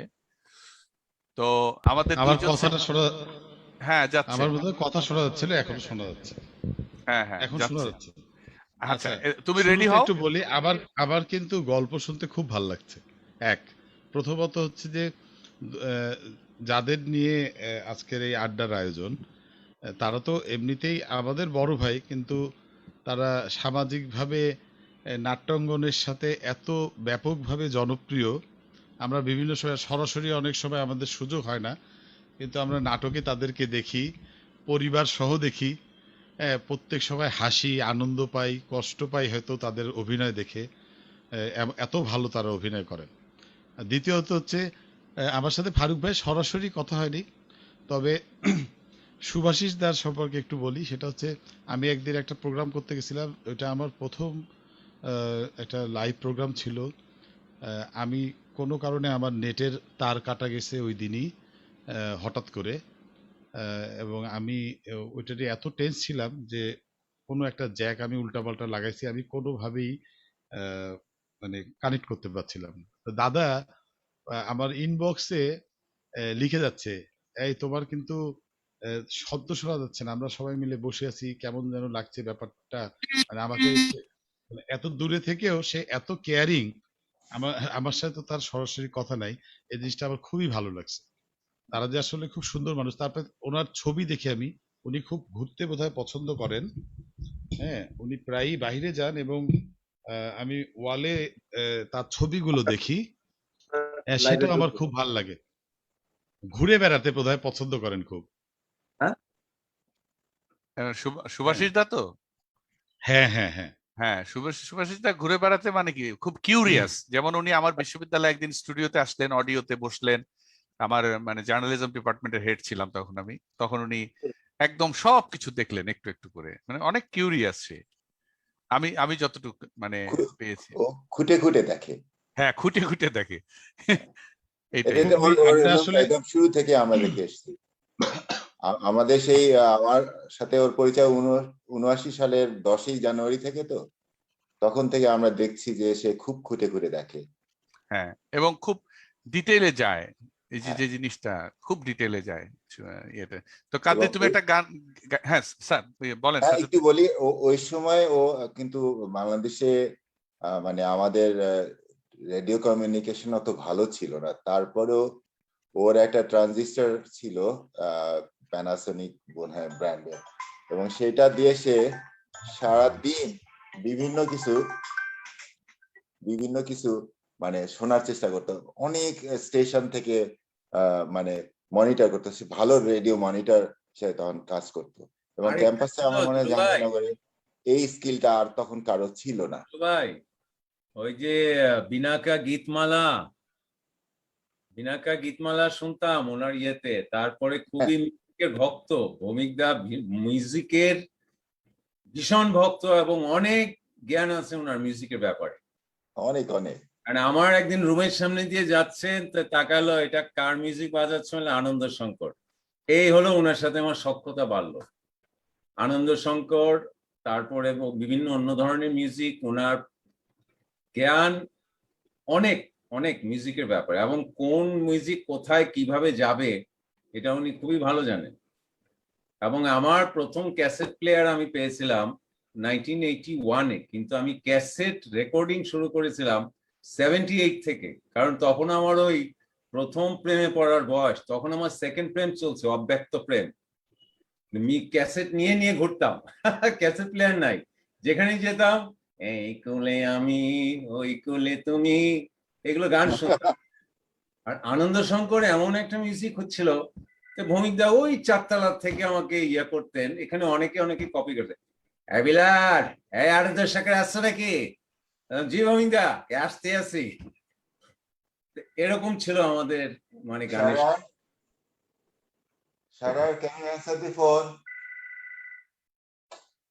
ঢাকার ব্যাপারটা এরকমই। ভৌমিকদা, হ্যাঁ, আমার মনে হয় কাদ্রির গানটা শুনে নেই আপনাদের। কাদ্রি, না আপনার ভয়েস একটু কপি করার চেষ্টা করলাম, আপনি তো না, ঠিক আছে, নো প্রবলেম। আপনি একটু ইয়ে করেন না ভৌমিকদা, এই আমরা যাদেরকে চিনি তাদেরকে একটু মাইন্ড করেন, মানে কথাবার্তায় আর কি, ইত্যাদিতে যা করেন সেগুলাই একটু টুকটাক, কারণ চারদিকে কোষ্ঠকাঠিন্য ভরপুর, কেউ হাসে না। আমি 9 ব্যাচের 6টা গ্রুপ খুলে দিছি, ডাকি ভিডিওতে আসে না, সব মন খারাপ, হাসা দরকার।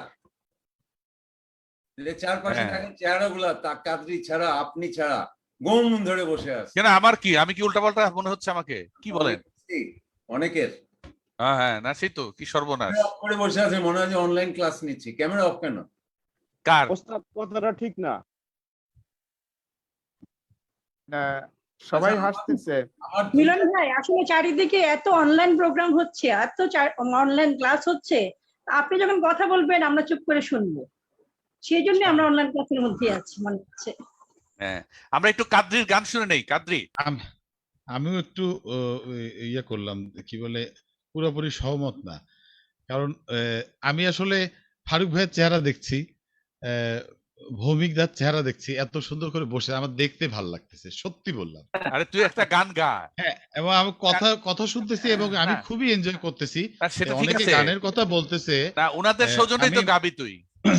হ্যাঁ, একটু এটা একটু বলি রাজু ভাই, ভৌমিকদা একদিন আমার কাছে একটা গান শুনতে চেয়েছিলেন। আমি তো আজকে আমি প্রতিদিনই অফিস করছি আসলে ব্যাংকে, যেহেতু আমি একটু ট্রাই করছিলাম যে ওটা পারবো কিনা, এখনো ওইটা আসলে গাইতে পারছি না। আমার খুব ইচ্ছা ছিল যে এখানে যদি ওই গানটা গাইতে পারতাম, তবে এটা আমি ভৌমিকদাকে শোনাবো, ইনবক্সে হলেও আমি পাঠাবো, একটু আমি কথা দিচ্ছি। কোন গানটা? কোনটা সেটা? রাফতা রাফতা। ও আচ্ছা, এখন তোর ইচ্ছা মতো একটা শোনা। হ্যাঁ, আচ্ছা, আমি একটা গজলই শোনাই।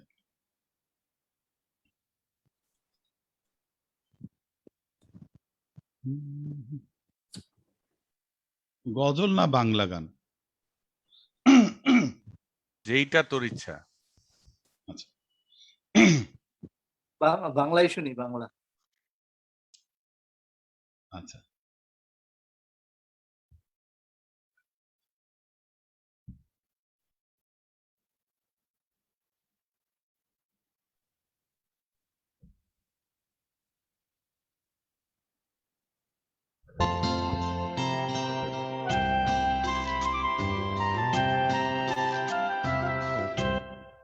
একটু প্লিজ আপনার কথা বলেন, 1 মিনিট।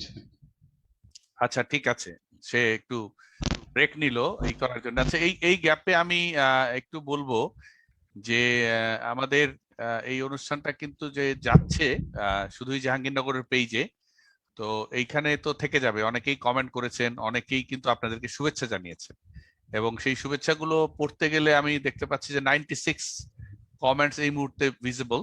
সবার জন্য শুভ কামনা আপনাদের নাম দিয়ে অনেকভাবেই।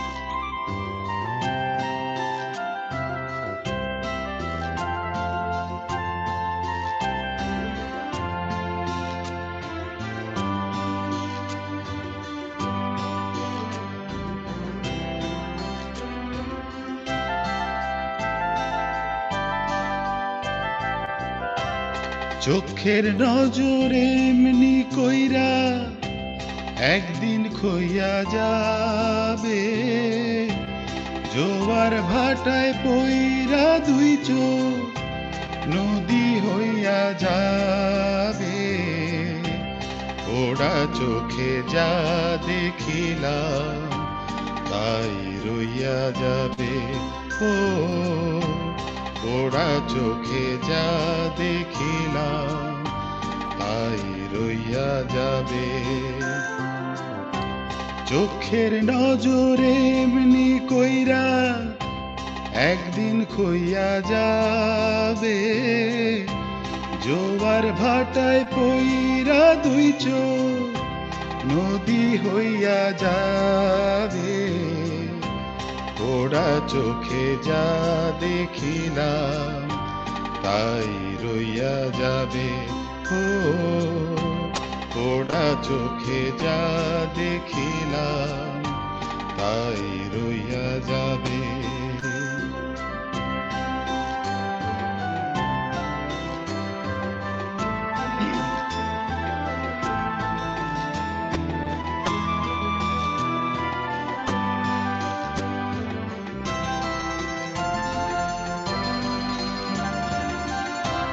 সকল কথার মরণ হইলে হৃদয় কথা কয়, সেই কথাও চোখের কাছে নয় রে গোপন নয়।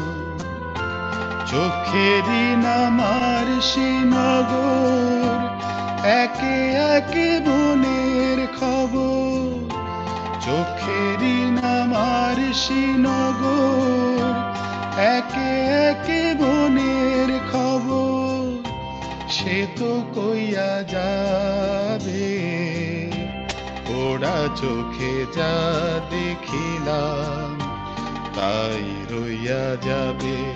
ও ওরা চোখে যা দেখিলাম তাই রইয়া যাবে। চোখের নজরে এমনি কইরা একদিন খইয়া যাবে, জোয়ার ভাটায় পইরা দুই চোখ নদী হইয়া যাবে।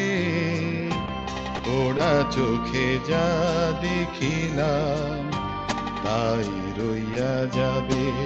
ও ওরা চোখে যা দেখিলাম তাই রইয়া যাবে।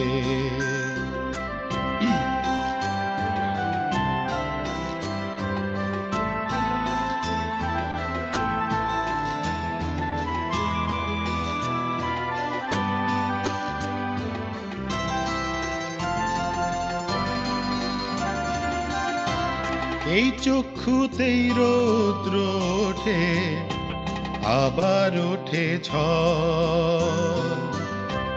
এই চক্ষুই আপন করে, আবার করে পর।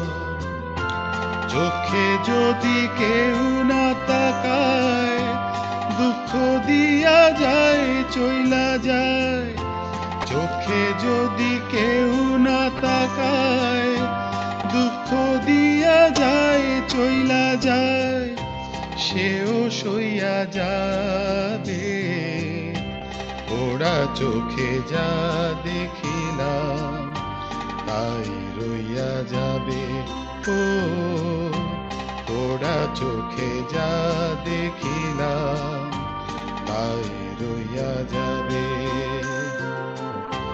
চোখের নজরে এমনি কইরা একদিন খইয়া যাবে।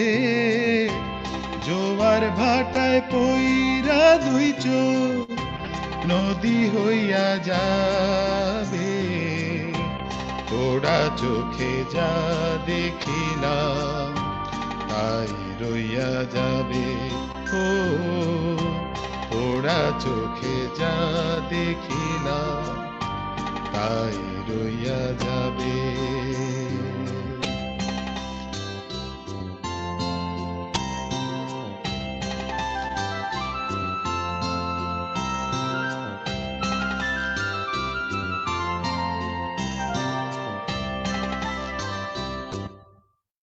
বাহ, চমৎকার চমৎকার। চমৎকার চমৎকার। এবং ধন্যবাদ। আমার ধারণা যে সাজিদ ভাই, দুলু ভাই, আপনার নিশ্চয়ই নস্টালজিয়া কাজ করছে এই হ্যাঁ মুহূর্তে। হ্যাঁ, আমরা অসাধারণ যে জায়গাটায় থেমে গেছিলাম, অসাধারণ। আমরা একটু ফারুক ভাইয়ের কাছে আবার যেতে চাই। ফারুক ভাই কিন্তু নস্টালজিক করে দেওয়ার মনে হয় রাজা, সে যেভাবে বলে। ফারুক ভাই, আমাদেরকে একটু কাঁদিয়ে দেন আপনি। না, কাঁদানো ঠিক হবে না। মানে না, একদম। আনন্দের কান্না, মানে এটা আসলে অনেকে অনেক ধরনের কমেন্ট করেছে, বিশেষ করে মানে একটা বিশেষ করে হ্যাঁ ঘটনাটা বলুন। বলি। ভৌমিক, আমি দুলু তিনজনই ছিলাম। এই একটা মজার ঘটনা। এটা হচ্ছে যে আমাদের তখন ডিপার্টমেন্ট ছিল ওই আলবেরুনি হলের পাশে, যে ছোট্ট মাঠ, জিওগ্রাফি ডিপার্টমেন্ট। তো আর আমাদের হল ছিল মীর মোশাররফ হোসেন হল। কাজেই যখন বাস চলে যেত আমাদের হেঁটে যাওয়া লাগতো পুরাটা। তখন এত বড় বড় গাছ ছিল না, পুরা রোদ থাকা করতো 83, 82 ওই সময়। তাই আমরা দুপুরের সময় আমাদের ক্লাস শেষ হয়েছে, দুপুরের পর আর কোনো ক্লাস নেই। আমরা হলে যাব, কোনো কারণে গল্প করতে করতে আড্ডা মারতে মারতে আমরা বাস মিস করেছি। তো এখন কিভাবে হলে এত দূর রোদের বিরুদ্ধে হেঁটে যাব? তখন কি করা হলো, আমরা দুলুকে অসুস্থ সাজালাম।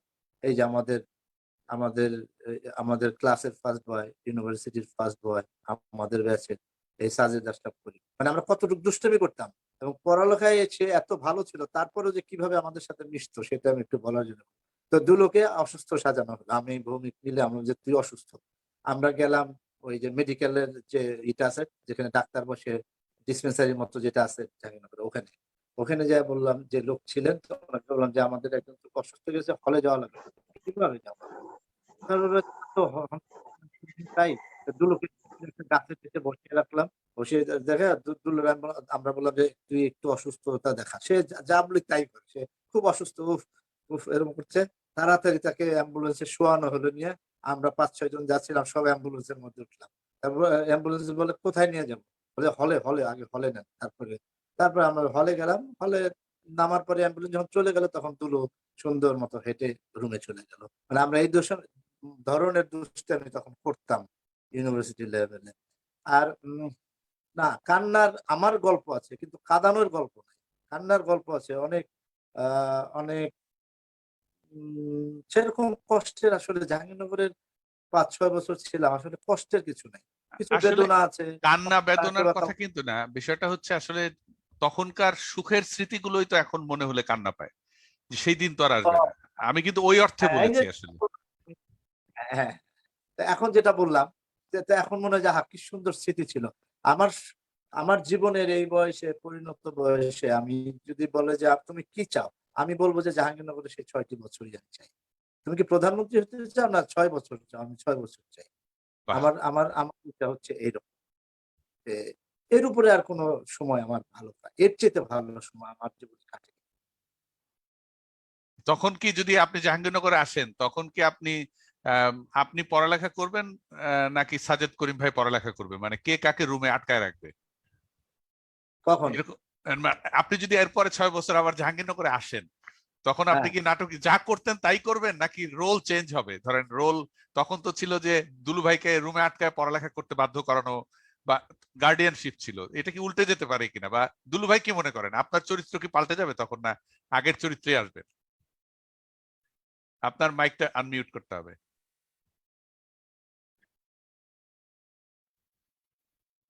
আপনার মাইকটা আনমিউট করতে হবে। হ্যাঁ, আসলে আমার চেষ্টা থাকবে যদি সেটি হয়, হ্যাঁ, আমরা চলে যাচ্ছি হলো মানে অনেক অনেক দূরে, তখন মনে হবে, আর তখন আমার চেষ্টা থাকবে ফারুককে যেভাবে আমাকে ও করেছে সেভাবে ওকে অন্তরীণ করা, এভাবে পড়াশোনা কর। মানে তখন আপনি নাটকে যোগ দেবেন নাকি? হ্যাঁ, আমি সুভাষিস তো দা কি মনে করেন আপনি, যেহেতু ফারুক ভাই আনলো কথাটা যে আবার যদি আসার সুযোগ হয় ব্যাক করার, তাহলে জাহাঙ্গীরনগরে 6 বছর উনি চুজ করবে, তখন আমি ওর যে এই যে নাটকের যে জায়গা, ওখানে হয়তো আমি চেষ্টা করতাম হলো নাক ঢোকানোর। আর ভৌমিকদা কি করবে তখন? আমি জাহাঙ্গীরনগরে ভৌমিক তো আসলে ভৌমিক তার যে মেধা, সেই মেধা এবং মননের দেখাবে আর কি। না, আমি যেটি সে ভৌমিকদার কাছে দেখায়। জিজ্ঞেস করছি যে ভৌমিকদা কি করবে, উনি আমি যদি বলুন। আমি জাহাঙ্গীরনগরের ছাত্র হিসেবে যদি আবার সুযোগ পাই 6 বছরের জন্য, তাহলে আমি 90 ভাগই লেখাপড়ায় সময় ব্যয় করব, আর 10 ভাগ সময় অন্যান্য জায়গায় ব্যয় করব। তার মানে দেখেন বিষয়টা ওইরকম, ওই যে একটা চায়না প্রবাদ আছে না, যে বিয়ে হচ্ছে এমন একটা ব্যাপার দুর্গের মতো, যারা ভেতরে আছে তারা বাইরে আসতে চায়, আর যারা বাইরে আছে তারা ঢুকতে চায়, বিয়ে সম্পর্কে বলা হয়েছে। তার মানে পুনর্জন্ম যদি হয়, আপনারা সবাই রোল চেঞ্জ করতে চাচ্ছেন, অর্থাৎ আপনি পড়ালেখা করবেন, আর সাজ্জাদ ভাই বলছে যে সে তো নাটক করবে, সে আর পড়ালেখা করবে না। তো এরকম মানে আমরা যেটা করেছি তা তো করেছি, এখন নতুন কিছু করতে হবে, সেইটা কিন্তু হলো আমাদের। রাজু হ্যাঁ। আগে তো মেয়েদের হল ছিল একটা, এখন তো মেয়েদের অনেক হল, এখন কি করবে? আসলে মেয়েদের যখন একটা হল ছিল তখনও শুধু আপনিই ছিলেন, এখন এত হল, তারপরেও দেখেন আজকের আড্ডায় কিন্তু আপনি একমাত্র মেয়ে। আর হ্যাঁ, এটাই আমি বললাম, ইনভাইট করা হচ্ছে না কেন, প্রতিনিধিত্ব হচ্ছে না। হ্যাঁ, সেটা বুঝতে পারলাম না। আমিও ভেবেছিলাম অনেকেই আসবে, কিন্তু দেখতে পাচ্ছি না। রাজু এই ব্যাপারে যদি অগ্রণী ভূমিকা পালন করে, আরো 2-1জনকে যদি ইনভাইট করে। হ্যাঁ, এটা ভাই, বলবো যে লিঙ্ক তো ওপেন করা, এখন যার ইচ্ছা আসতে পারে। হ্যাঁ, লিঙ্ক তো ওপেন করা আছে। তাদের কাছে পৌঁছাতে হবে, তাদের কাছে। ইন্দুদিকে তো আমাদের ডেকে আনতে হয় না, না, তারা আসবে, এমনিতেই আসবে, জোর করে কাজ আনা দরকার নেই। লিঙ্ক ওপেন করা আছে, যার যার ইচ্ছা আসুক, না আসতে নাই। তবে আমার মনে হয় যে নেক্সট দিনে আমরা মোটরসাইকেলে করে নিয়ে আসবো মেয়েদেরকে।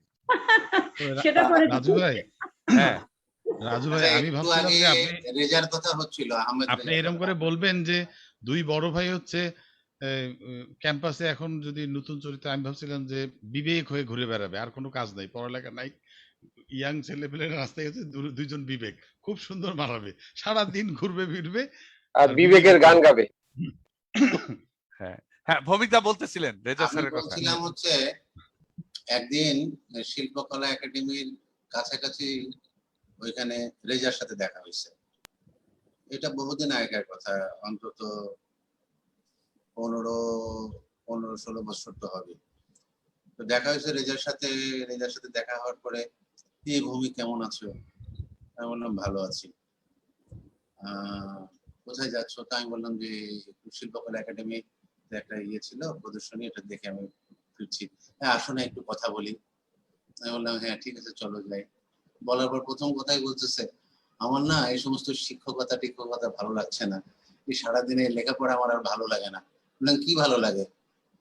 বলে তোমরা কি সুন্দর, তুমি পারো কিরকম সব অভিনয় করছো, তারপরে ফারুক আবৃত্তি করছে, বিভিন্ন জায়গায় তোমরা যাও, মঞ্চে ওঠো, টেলিভিশন রেডিওতে কাজ করছো, আমার না সেটা করতে ইচ্ছা করে। আমি বললাম রেডিওতে তো তুমি অনুষ্ঠান করোই, তারপরে যে সভা সমিতি, সিম্পোজিয়াম, সেমিনার, বিভিন্ন জায়গায় তুমি বক্তব্য দাও, এগুলো তো এক ধরনের অভিনয়ের মতোই, কারণ কেউ ভালো করে কথা বলতে গেলেও কিন্তু এটা এক ধরনের অভিনয়, মানে ভালোভাবে উপস্থাপন করা এটা অভিনয়। সেটা তুমি খুব ভালো পারো তো, এটা তো একটা অভিনয়ের অংশ।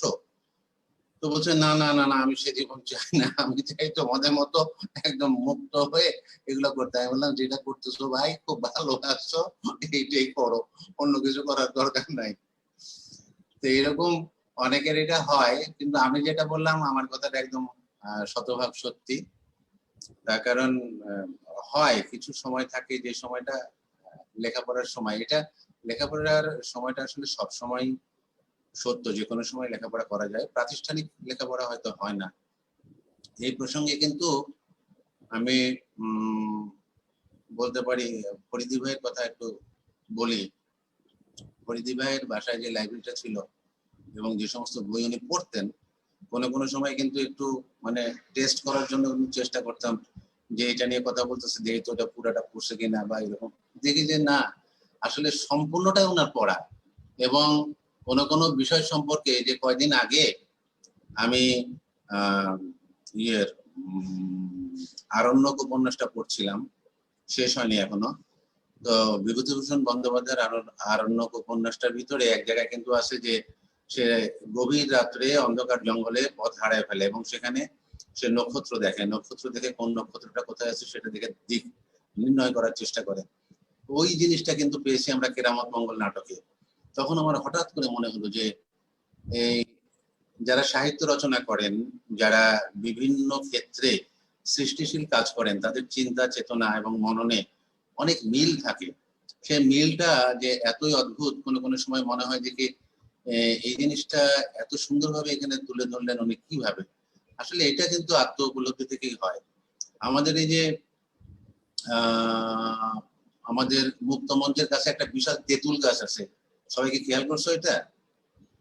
বিশাল বড় তেঁতুল গাছ। হ্যাঁ হ্যাঁ হ্যাঁ, আছে তো ওই তেঁতুল গাছের তেঁতুল তো নিয়মিত খেতে না বলছে না তো, না মিউট করা আছে সবাই। আচ্ছা আচ্ছা, যাই হোক, সেই তেঁতুল গাছের নিচ দিয়ে একবার আমি আর সেলিম ভাই হেঁটে যাচ্ছি, সেলিম আলদিন স্যার হেঁটে যাচ্ছি, তো হঠাৎ করে ঝড় উঠলো, ফাঁকা মাঠ, আশপাশে কিছু নাই, ঝড় উঠছে। ঝড় ওঠার সাথে সাথে সেলিম ভাই বলে এই গাছতলায় দাঁড়াই, সাথে সাথে বৃষ্টি নামছে। আমি বললাম সেলিম ভাই এখানে দাঁড়ানো ঠিক হবে না। কেন, কি জন্য? আমি বললাম ছোট্ট ঘরটা, ওই যেটার ভিতরে আমরা মেকআপ নিছিলাম ওই রুমটার ভিতরে ওই একটা স্পোর্টস এর একটা কি ঘর আছে, আমি বললাম ওইটার বারান্দায় যে দাঁড়াই। বারান্দায় এসে দাঁড়াইলাম, তখন তুই গাছতলা থেকে আমরা নিয়ে আসলি কেন? আমি বললাম এই তেঁতুল গাছে যখন তেঁতুল ধরে তখন ছেলে পেলে তেঁতুল পাড়ার জন্য ইট ছুঁড়ে ছুঁড়ে মারে, ছোট ছোট ইটের টুকরা গুলো যায় ওই গাছে আটকে থাকে, প্রচুর ইটের টুকরা কিন্তু এই গাছের উপরে আটকে আছে। ঝড় যখন আসে না তখন গাছ এরকম নড়াচড়া করে, ওই ইট গুলা তখন এক এক করে পড়া শুরু হয়। যে কোনো মুহূর্তে কিন্তু আপনার মাথায় আমার মাথায় এটা পড়তে পারে। হ্যাঁ, তুই এত বড় অবজারভার, এত সূক্ষ্ম দৃষ্টিকোণ দিয়ে তুই বিচার করছিস? না না, তোর দিয়ে হবে হবে হবে। না না, এটা সিম্পল ব্যাপার, এটা এত কিছু ইয়ের ব্যাপার না। এটা তো আমি দেখছি যে এরকম ঠাস ঠুস করে হঠাৎ করে কোনো কিছু ইয়ে নাই, উপর থেকে একটা ইট পড়লো। ওই যে মানুষ ভূত টুত চিন্তা করে না, কিন্তু তখন হঠাৎ হয়তো একটা বৃহস্পতিবারের দিন বেলা 3টার সময় একটা ছেলে হেঁটে যাচ্ছে, উপর থেকে একটা ইট পড়লো, সে ভাবে যে এই তেঁতুল গাছে তো ভূত আছে, উপর থেকে ইট পালাইতেছে। আসলে ঘটনা তা না, কে একসময় ইট ছুঁড়ে মারছে, ওখানে আটকে ছিল, বাতাস আসছে একটু, ওখান থেকে পড়ে গেছে। এই কথাটা মনে পড়লো, ওই যে ছেলে পেলে অনেকে গল্প শুনতে যাচ্ছে, পুরনো গল্প, অনেক ধরনের কথা, এরা নাকি শুনতে মজা পাচ্ছে, গানও পছন্দ করছে, সবাই কমেন্ট করে জানাচ্ছে। এখন আবার অন্যের কাছে আমি একটু কল্লোলকে কিছু বলার জন্য অনুরোধ করব রাজুর মাধ্যমে।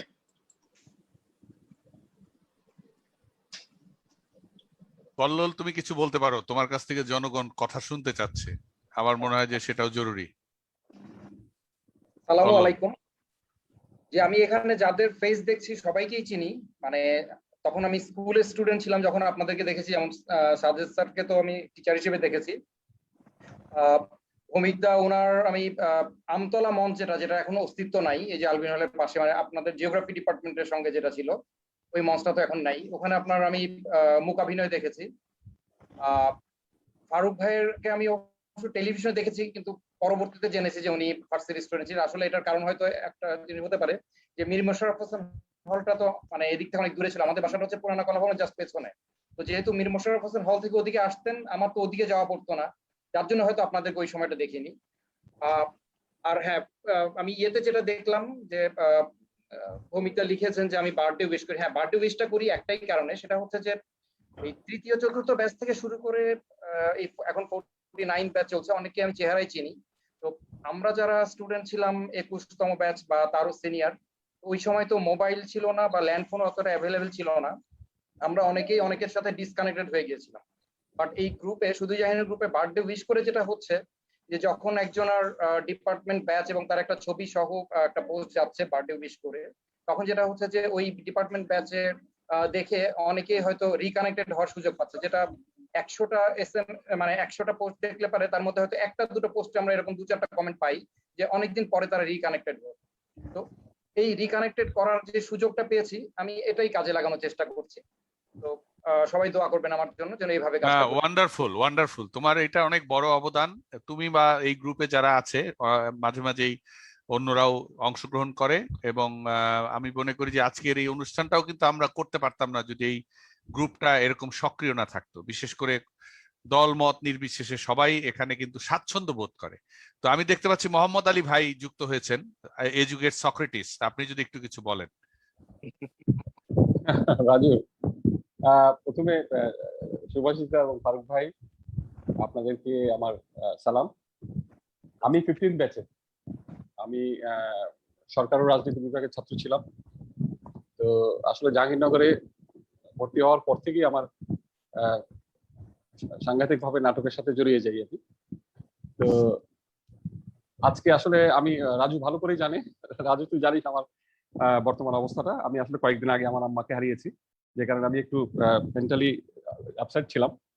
তো বাট এই প্রোগ্রামটা কিন্তু আমি প্রতিদিনই ফলো করি রাজু, কিন্তু ঢোকা হয় নাই। কিন্তু আজকে আমি স্পেশালি লিঙ্কে ইয়ে করে ঢুকে গেলাম প্রোগ্রামটাতে এই কারণে যে আমি নিজেকে তো ওই নাটকের লোকের বাইরে কিছু মনে করি না। আমি নিজেও একজন নাটকের লোক হওয়াতে দেখলাম যে ফারুক ভাই এবং সুভাষিতা দুজনেই আজকে গেস্ট হিসেবে থাকছে। তো আমি আসলে মূলত তাদেরকে অভিবাদন জানানোর জন্য আমি এসেছি, কারণ ওনারা আমাদের নাট্যগুরু, ওনাদের হাত ধরেই আমরা আমাদের নাটকের পথে চলা। যে কারণে দুজনকেই আমার পক্ষ থেকে, এবং আমি দেখলাম স্ক্রিনে সম্ভবত 15 ব্যাচের আর কেউ নেই, তো 15 ব্যাচের আমাদের বন্ধুদের সবার পক্ষ থেকে তাদের দুজনকে, বিশেষ করে আজকের অতিথি যেহেতু দুজন, ওনাদের জন্য, এবং আমার দল। না, 15 ব্যাচের জলিয়াপা আছে, সে হাত তুলছে। জলি আছে? ও সরি, আমি আসলে মোবাইলে বসছি তো আমি সবাইকে দেখতে পাচ্ছি না, সরি জলি। যাক, দুইজন অন্তত হলো। কেন একটু আগে বললি যে ইন্দুদি একা ছিলেন? আমি মাত্র এই জন্যই একা ছিল বলি আমি ঢুকেছি। ও দ্যাটস গ্রেট, দ্যাটস গ্রেট। ওনারা শূন্য শূন্য, ওনারা হাহাকার করছেন, দ্যাটস গ্রেট। তাড়াতাড়ি করে ঢুকলাম। আচ্ছা আচ্ছা, মানে হাহাকার করছেন না শুধু, একটু পরে তো আমাকে রীতিমতো দোষী সাব্যস্ত করা হতো। নিশ্চয়ই এটা আমার কারণে, আমার কুকর্মের কারণে নিশ্চয়ই এখানে কোনো মেয়েরা আসছে না। তারপরেও কিন্তু শোনো, ইন্দুদি আর আমি কিন্তু অন্যরকম সম্পর্ক আছে, একই জায়গার একই বাড়ির মানুষ আমরা। হবিগঞ্জে নি একই বাড়ির হবিগঞ্জ। তো রাজু, আমি খুব অনেক বলে ফেলছি, আমি শেষ করে দিই। সেটা হচ্ছে সুভাষিতা এবং ফারুক ভাইকে আবারও অভিনন্দন জানাই। ওনাদের অনেক ব্যস্ততার পরেও যে জাহাঙ্গীরনগরের কথা ভেবে ওনারা সময় বের করে এসছেন, হ্যাঁ, এটা অনেক বড় ব্যাপার। আমাদের সাথে অনেকদিন পরে দেখা হয়ে গেল ভার্চুয়ালি। তো আমার দল দৃশ্যপট, আমরা সক্রেটিসের জবানবন্দি আমাদের রেগুলার প্রযোজনা, ওটা আমরা করে থাকি। তো আমি জানি না সুভাষিতা বা ফারুক ভাই আমাদের সক্রেটিসের জবানবন্দি দেখেছেন কিনা। যদি দেখে থাকেন তো তাহলে তো আমাদের ভালো লাগার কথা। তারপরে অবশ্যই যদি না দেখে থাকেন, আমি জানি না কোভিড এর পরে আবার কখন আমরা মঞ্চে যেতে পারবো, তবে আপনাদের নাটক আমরা সবসময় দেখি। আমরা মঞ্চে গিয়ে আপনাদের নাটকগুলো সবসময় দেখার চেষ্টা করি, কারণ আমাদের শেখার জন্যই আমাদের ওগুলি দেখতে হয়, আমরা দেখি। তো আমরা যখন আবার আমাদের মঞ্চে যখন আপনাদেরকে পাই, তখন আবার আমরাও অনেক বেশি অনুপ্রাণিত হই। যে কারণে আপনাদেরকে আমরা আশা করি আপনারা আসবেন। দুলু ভাইয়ের সাথে আসলে আমার ওইভাবে একবার বা দুইবার হয়তো কোনো প্রোগ্রামে দেখা হয়ে থাকতে পারে। দুলু ভাই হয়তো নিশ্চয়ই মনে থাকার কথা না আমাকে। আমি গভর্নমেন্ট পলিটিক্সের ছাত্র ছিলাম 15 ব্যাচের। তো দুলু ভাইয়ের সাথে আজকে পরিচয় হলো ওইভাবে। এবং দুলু ভাইয়ের, আমি নিশ্চিত যে দুলু ভাই আপনি কি কবিতা আবৃত্তি করেন? আপনার গলার বেস কিন্তু দারুণ। হ্যাঁ, আমার কাছে মনে হয় যে আজকে কিন্তু আপনি আমাদের একটা আবৃত্তি করে শোনানো উচিত। কারণ আমি আপনার গলার বেস কিন্তু আবৃত্তির জন্য একেবারে দারুণ। হ্যাঁ, আমি জানি না আপনি করেন কিনা রেগুলার, যদি না করেন আজকে থেকে শুরু করবেন। আমি নিশ্চিত যে আপনি করেন। হ্যাঁ, এবং রাজুকে বল, হ্যাঁ রাজুকে বলবো দুলু ভাইকে রিকোয়েস্ট করবি অন্তত 2 লাইন 4 লাইন হলে উনি যদি দুলু ভাই এটা এখনই করবে, তুমি কোনো চিন্তা করো না দুলু ভাই। That's great. ওকে, তো আর একটু ও বিপদেই ফেলে দিল। আসলে আমি কখনোই আবৃত্তি করিনি। আপনার যে কণ্ঠ ওটা দিয়ে যা ইচ্ছা তাই করা যায়। আপনি যদি বানিয়ে বানিয়েও বলেন ওটাই আবৃত্তি হয়ে যায়, ওটাই আবৃত্তি হয়ে যাবে। কেন মনে না একসময় কবিতা হলো না, ওই যে ওদিকে তাকাও, হ্যাঁ ওদিকে নয় বাম থেকে ডানে, হ্যাঁ ওই যে ডানের একটু নিচ থেকে উত্থান করো, ওখানেই তোমার পতন রয়ে গেছে। এসব কবিতাও তো আমরা শুনেছি একসময়। তবে আমি একটু বলি, একটু এর সাথে যুক্ত করি যে আমাদের ভৌমিক মানে সুভাষিস ভৌমিক জাহাঙ্গীরনগরের যে ল্যান্ডস্কেপ, সেই ল্যান্ডস্কেপে যদি আমরা একটা বড় ল্যান্ডস্কেপ হিসাবে চিন্তা করি, সেখানে প্রথম এই মূকাভিনয়ের যে বিষয়টা, সেটার অনুপ্রবেশ কিন্তু ওই করেছিল। এবং সে এই ও যে আসলে একটা মানে জাত শিল্পী, তার একটা বড় উদাহরণ হলো সে কিন্তু নিজেই মূকাভিনয়টা কিন্তু শিখে এবং সেভাবে আমাদের সামনে পরিবেশন করত। এবং এটা দিয়েও কিন্তু জাহাঙ্গীরনগরকে সে একটা জায়গায় নিয়ে যাওয়ার চেষ্টা করেছিল এবং এখনো সে মাঝে মাঝে দেখি এটা করে। তো ভৌমিক কিন্তু আসলে অনেক দিকের একটা মানে একটা সুভাষিস দাস শারীরিক কসরতের যে আমরা দেখেছি হাত হতাইতে, তাই তো? হাত হতাইতে একেবারে চমৎকার ভাবে এটা অসাধারণ। আপনার কাছে আমাদের অনেক কিছু শেখার আছে এখনো। আপনি ভালো থাকেন, সুস্থ থাকেন ফারুক ভাই।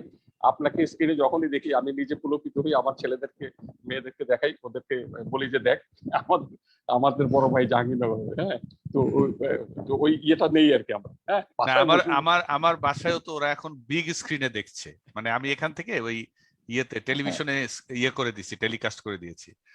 তো এর মধ্যে আমি দু একবার আমি 30 সেকেন্ড নিব।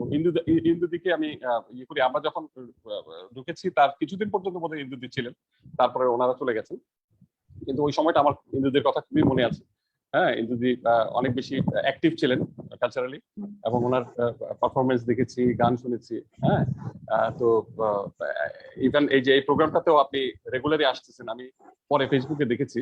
হ্যাঁ, রেকর্ডেডটা দেখেছি, আপনি রেগুলারই আসছেন। তার মানে হচ্ছে আপনি এখনো আমি আসলে সব জায়গায় ঠিক থাকার চেষ্টা করি, বুঝছো? সব জায়গায় এবং ইউনিভার্সিটি থাকার সময় যে বিষয়টি হয়েছিল আমার এখনো মনে আছে। তোমরা তাকে খুব ভালো করেছিল স্যারকে, আব্দুল মালিক স্যার, আমাদের ম্যাথমেটিক্সের। হ্যাঁ, ওনার একটা পরীক্ষা আমি দিতে পারিনি, উনি আমাকে 0 দিয়েছিলেন শুধুমাত্র এই কারণে যে আমি নাচ গান করি। পড়াশোনা করিস না, তুই তো নাচ গান করিস, ঘুরে বেড়াস, এই কারণে। এরকম কিছু ট্র্যাজেডি থাকতেই পারে। এটা কিন্তু দেখেন, এটা আপনার নাচ গান বা আপনার পারফরমেন্স, যেটা ভৌমিকদা বারবার বলছিলেন যে একটা মানুষ যে বক্তৃতা দেয়, কথা বলে, সবই তো পারফরমেন্স। সবসময় যে আরেকটা চরিত্রে অভিনয় করতে হবে তা না, নিজের চরিত্রকে উপস্থাপন করার যে কাজটা, তো আপনি তো সেই চরিত্রে রয়ে গেছেন। আমি তো আপনাকে একবার বলেছি, আপনি চলে এসেছেন, এবং সেইটাই আসলে আলী ভাই রিপিট করলেন যে আপনি কতটা যুক্ত রয়েছেন এই জায়গাটায়। তো আমরা একটু ইয়ের কাছে যাই। আরেকটা জিনিস বলে রাখি, রাজু, আমি কাদ্রিকে একটু থ্যাঙ্কস জানাতে চাই। কাদ্রিকে, কাদ্রির গান আমি আগে শুনি নাই, তোমার এই প্ল্যাটফর্মের মাধ্যমে কাদ্রির গান আমি শুনেছি এবং অভিভূত হয়েছে, এবং আমি কাদ্রিকে উইশ করেছি যে যাতে মানে রেগুলার সে আমাদেরকে বিনোদিত করে। হ্যাঁ, কাদ্রির গান অসাধারণ। হ্যাঁ, এবং সামনে নিশ্চয়ই আরো শুনবো। আর স্ক্রিনে আমি সবাইকে আসলে একসাথে দেখতে পাচ্ছি না, এই জন্য সবার নাম ধরে বলতে পারছি না। যারা আছে যুক্ত আছে সবাইকে আমার তরফ থেকে শুভেচ্ছা, ধন্যবাদ। Thank you. আমার মনে আরেকটা জিনিস বলে রাখি, জলি আপা উনি কিন্তু কিছু গান লিখেছেন, বা যে গানগুলো এখন ঘুরে বেড়াচ্ছে বিভিন্ন মাধ্যমে, ইউটিউবে তো অবশ্যই। তো আমরা সেগুলোর কপিরাইট নিয়ে যদি কোনো সমস্যা না হয় তাহলে হয়তো দু একটা স্ক্রিনিং এ যাইতে পারি। স্ক্রিনিং কপিরাইটের সমস্যায় ভুগে বলে কিন্তু আমি অনেক সময় অনেক ছবিও দেখাতে পারি না। অর্থাৎ আমার আপনার যে কপিরাইট ভায়োলেশনের করে ওরা প্রোগ্রামকে আটকে দেয়। গত দিনের একটা প্রোগ্রামে আমি উত্তম কুমারের ছবি দেখিয়েছিলাম, আমার অ্যাকাউন্ট বন্ধ করার জন্য থ্রেট করেছে তারা। কাজেই এখন আমি খুব শেকি আছি এই জায়গাটায়। তো তারপরে আমি নাহিদ, তুমি কি রেডি তোমার গান নিয়ে?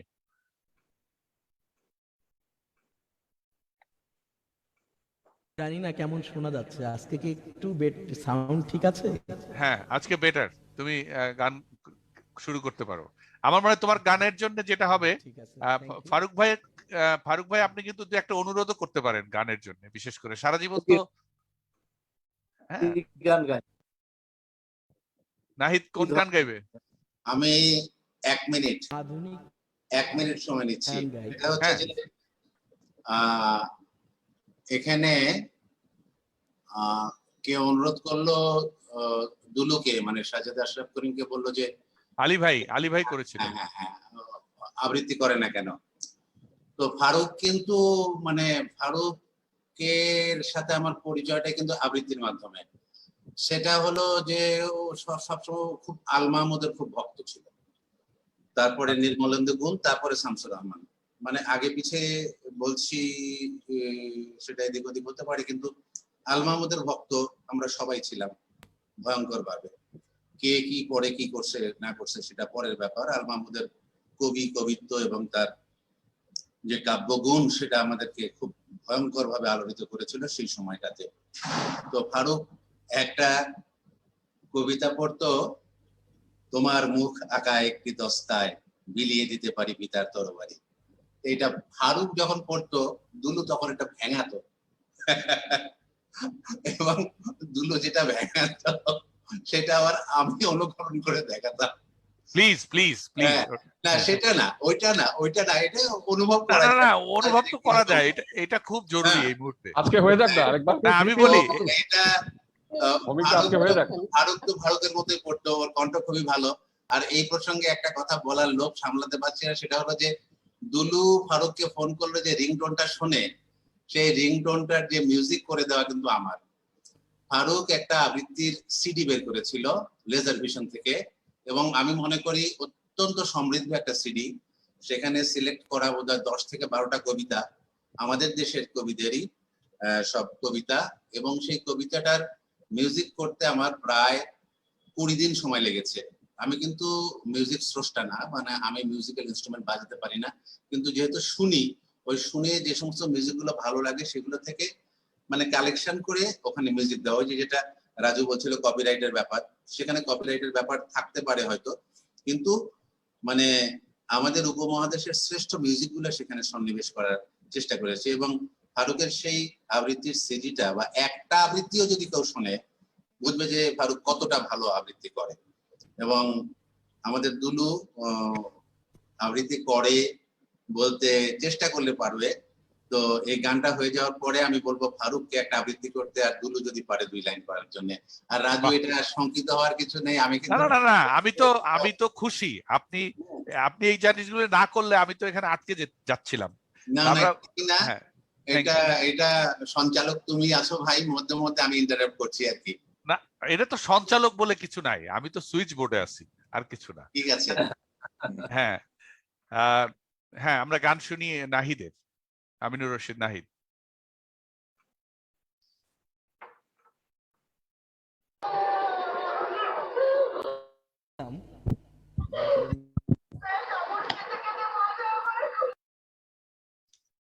বাঁচাও কি আওয়াজ হচ্ছে না?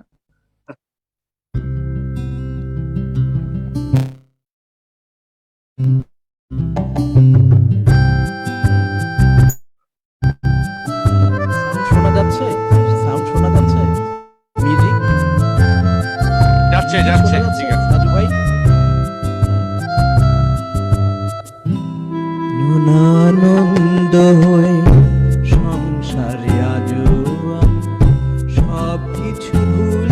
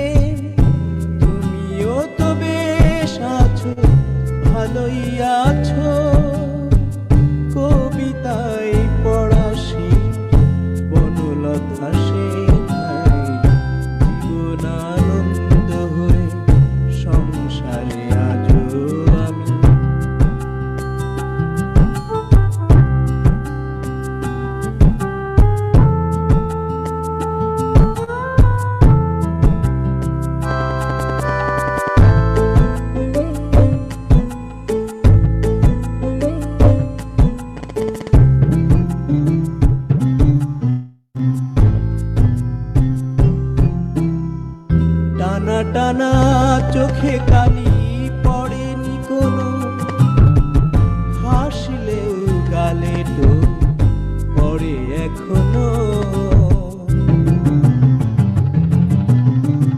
টানা টানা হাসলেও গালে টোপ পড়ে এখনো। কি জাদু জানো তুমি, বিধাতা জানে, কবিতায় পড়াশি বনলতা সেনায় জীবনানন্দ হয়ে সংসারে আজও আমি।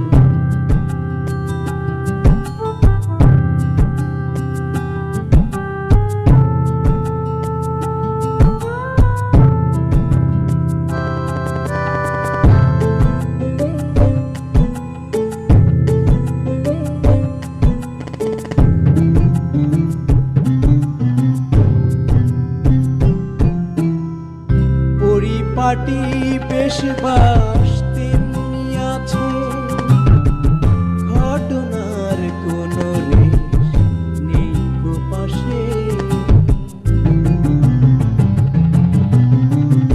পরিপাটি বেশ বাস তেমনি আছে, ঘটনার কোনো রেশ নেই তো কাছে। এভাবে সবাই কি থাকতে পারে, কবিতায় পড়াশি বনলতা সেনায় জীবনানন্দ হয়ে সংসারে আজও আমি। সব কিছু ভুলে যেন করিলেন দেন, তুমিও তো বেশ আছো, ভালোই আছো, কবিতায় পড়াশি বনলতা সেনায় জীবনানন্দ সংসারে আজও আমি। Thank you. বাহ বাহ বাহ, সাধু সাধু সাধু, অসাধারণ গাইলে সাধু তুমি। সাধু। এবার যথারীতি আমাদের ভৌমিকদার নির্দেশিত পথে ফারুক ভাইয়ের আবৃত্তি। এটা কিন্তু আগে থেকে সেট করা। আমি একটু, আমার তো মুখস্থ রাখি না এখন, আর থাকেও না কবিতা। তো আমি যখনই ভৌমিক অনুরোধ করেছে তখন আমি এই ফাঁকে আমি একটা বই থেকে নিয়ে আসছি। কারণ আমি জানি যখন বলতে হবে, মানে আমি আজকে প্রিপারেশন ছিল না, যাই হোক ভনিতা না করে আমি পড়ে ফেলি কবিতাটি। তুমি আমাকে রিংটোনের যে কবিতাটা পেয়েছো ওই কবিতাটা আমি পড়ছি। আসলে যখন আমি জাহাঙ্গীরনগরে পড়তাম তখন আসলে ভৌমিক যেটা বললো, আমি আমার যে অ্যালবামটা আছে ভৌমিক যেটা মিউজিক করছে অসাধারণ music। বিশেষ করে কয়েকটা কবিতার মিউজিক তো খুবই অসাধারণ, যেমন নির্মলেন্দু বইটা আমার মনে হয় এটা যতজনই আবৃত্তি করুক, আবৃত্তি যাই হোক, কিন্তু এটা মিউজিকটা যে ভৌমিক করেছে সেই উড়োজাহাজ যাওয়া, দরজা খোলা, মায়ের কাছে মা ডাক দেওয়া, এটা অসাধারণ। যাই হোক, তো আমি এখন পরবর্তীতে আমার জীবনানন্দ দাশ অনেক প্রিয় হয়ে গেল এক সময়, এটা জাহাঙ্গীরনগরের পরে গিয়ে। তো আমি ওই রাজুর ওই কবিতাটাই যেটা আমার ঠিক আছে ওইটা আমি একটু পড়ার চেষ্টা করি।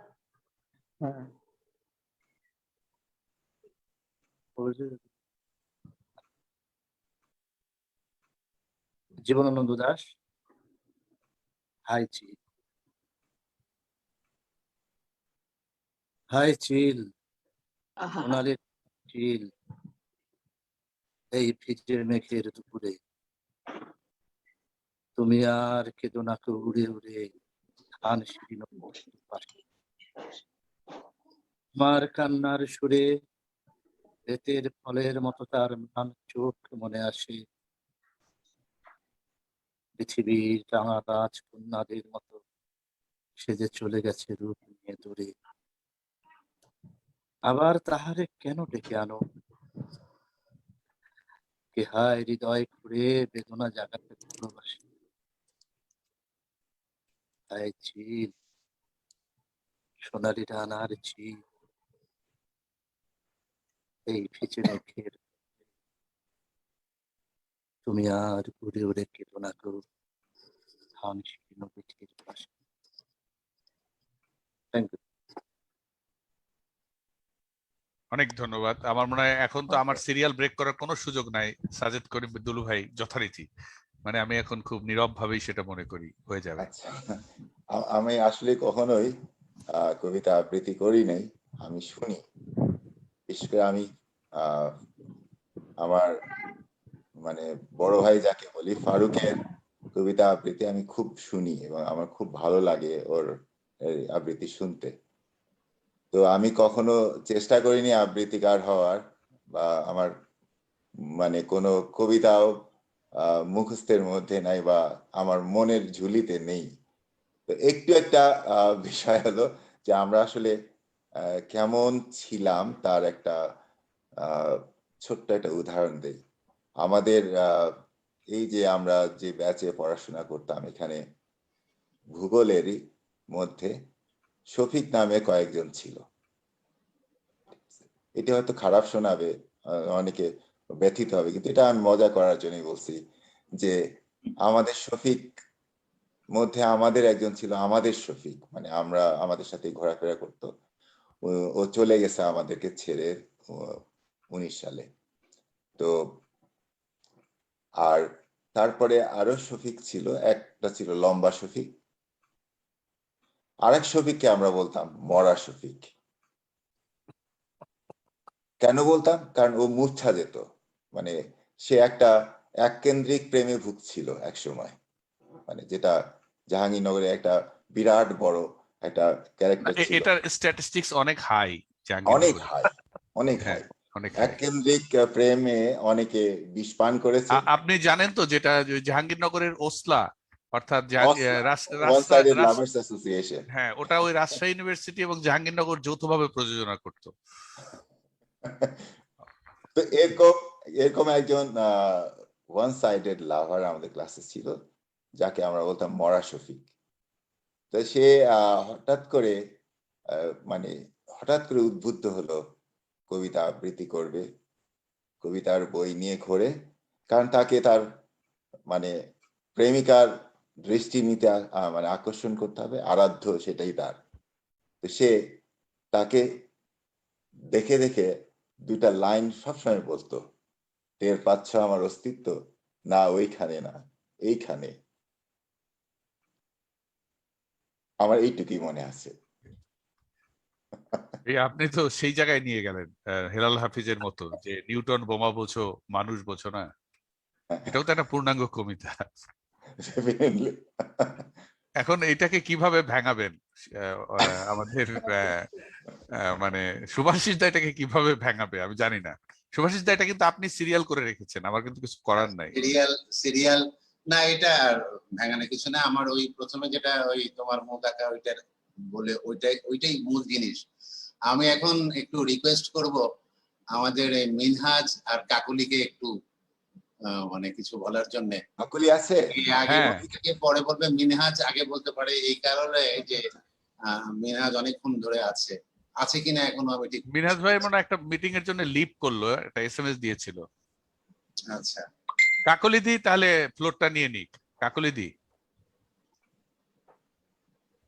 আমার তো আসার কথা ছিল না, আমি কেবল হঠাৎ করে উড়ে এসে জুড়ে বসলাম।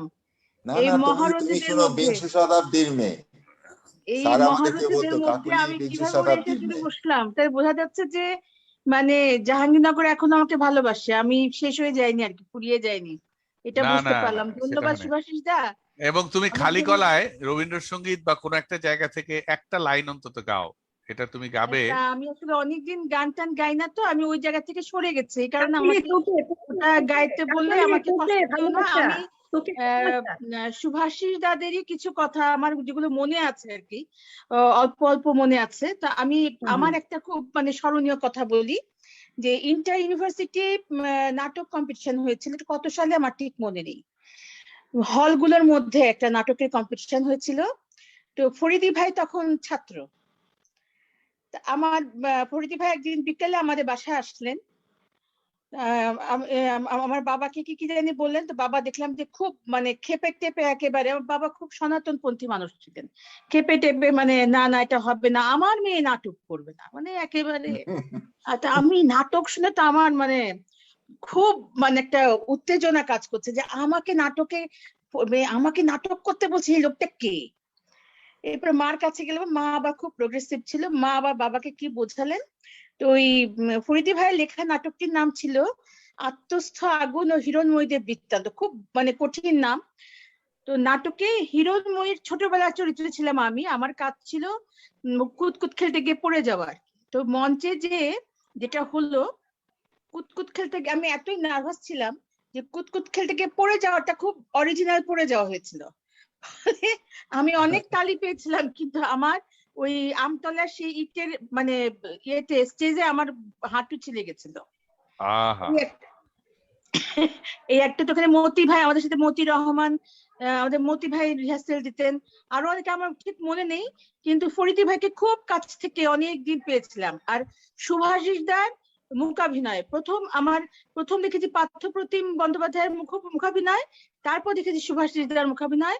আর সুভাষিসদার ওই নাটকে থেকে সুভাষিসদার একটা নাটক করেছিলেন, সুভাষিসদাকে ওই প্রথম মনে ওই ইয়েতেই বা অন্য কোনো মঞ্চে। তো যেটা ছিল সুভাষিসদাকে অনেক দূর থেকে দেখলে আমার হাসি পেত। তারপরে ফারুক ভাই না একটু আগে আবৃত্তি করলেন, ফারুক ভাই না রফিক ভাই? ফারুক ভাই এই যে ফারুক ভাই যে আবৃত্তি করলেন, মানে হাই চিল সোনালি ডানার চিল, কিন্তু আমার ওনাকে ওই দেখলেই হাসি পায়, ফলে হাই চিল সোনালি চিল হিহি চিল হয়ে গেল আমার মধ্যে আর কি। ও তুমি তো সর্বনাশে একটা ইয়ের মধ্যে পড়ে গেছো কাকলিদি, তোমার তো কিছু নাই, সর্বনাশের মধ্যে পড়ে গেলাম, সর্বনাশের মধ্যে পড়ে গেছো। হাই চিল না হয় হিহি চিল হয়ে গেছে আমার সবকিছু আজকে। এখানে আরেকটা কথা বলা প্রয়োজন, কাকলিকে কিন্তু আমরা জাহাঙ্গীরনগরের ছাত্রী বা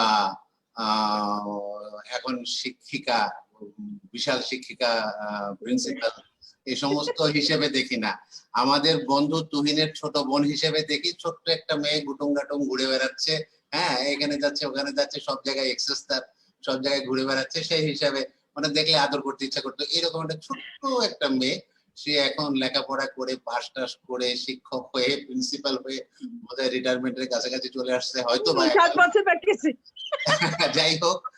তো সেইটা এখন ও কিন্তু মানে ও কিন্তু ওই যে ছোট্ট ওইটুকু একটা ছোট মেয়ে কেন আমাদেরকে ভেঙা হয়ে এটা একটা রাগ ছিল, কিন্তু মানে তুহিনের বোন আবার সুনীল স্যারের মেয়ে, আমরা কিছু না বেয়াদবি আমি কাউকে ভাঙাচ্ছি না, আমার ওই দেখলে ওই কথাগুলো মনে হতো, ওই আপনাদের নানা ধরনের ক্যারিকেচার মনে হতো, আর আমার যতবারই আপনাদের নাটক দেখে আমার সেই আগের কথাগুলো মনে পড়ে, আর আমার ওই মানে ওই স্মৃতিগুলো উঠে আসে। আর যতই আপনি সিরিয়াস ইয়েতে রোল প্লে করেন, আমার ওগুলো আমি সিরিয়াসলি নিতে পারি না।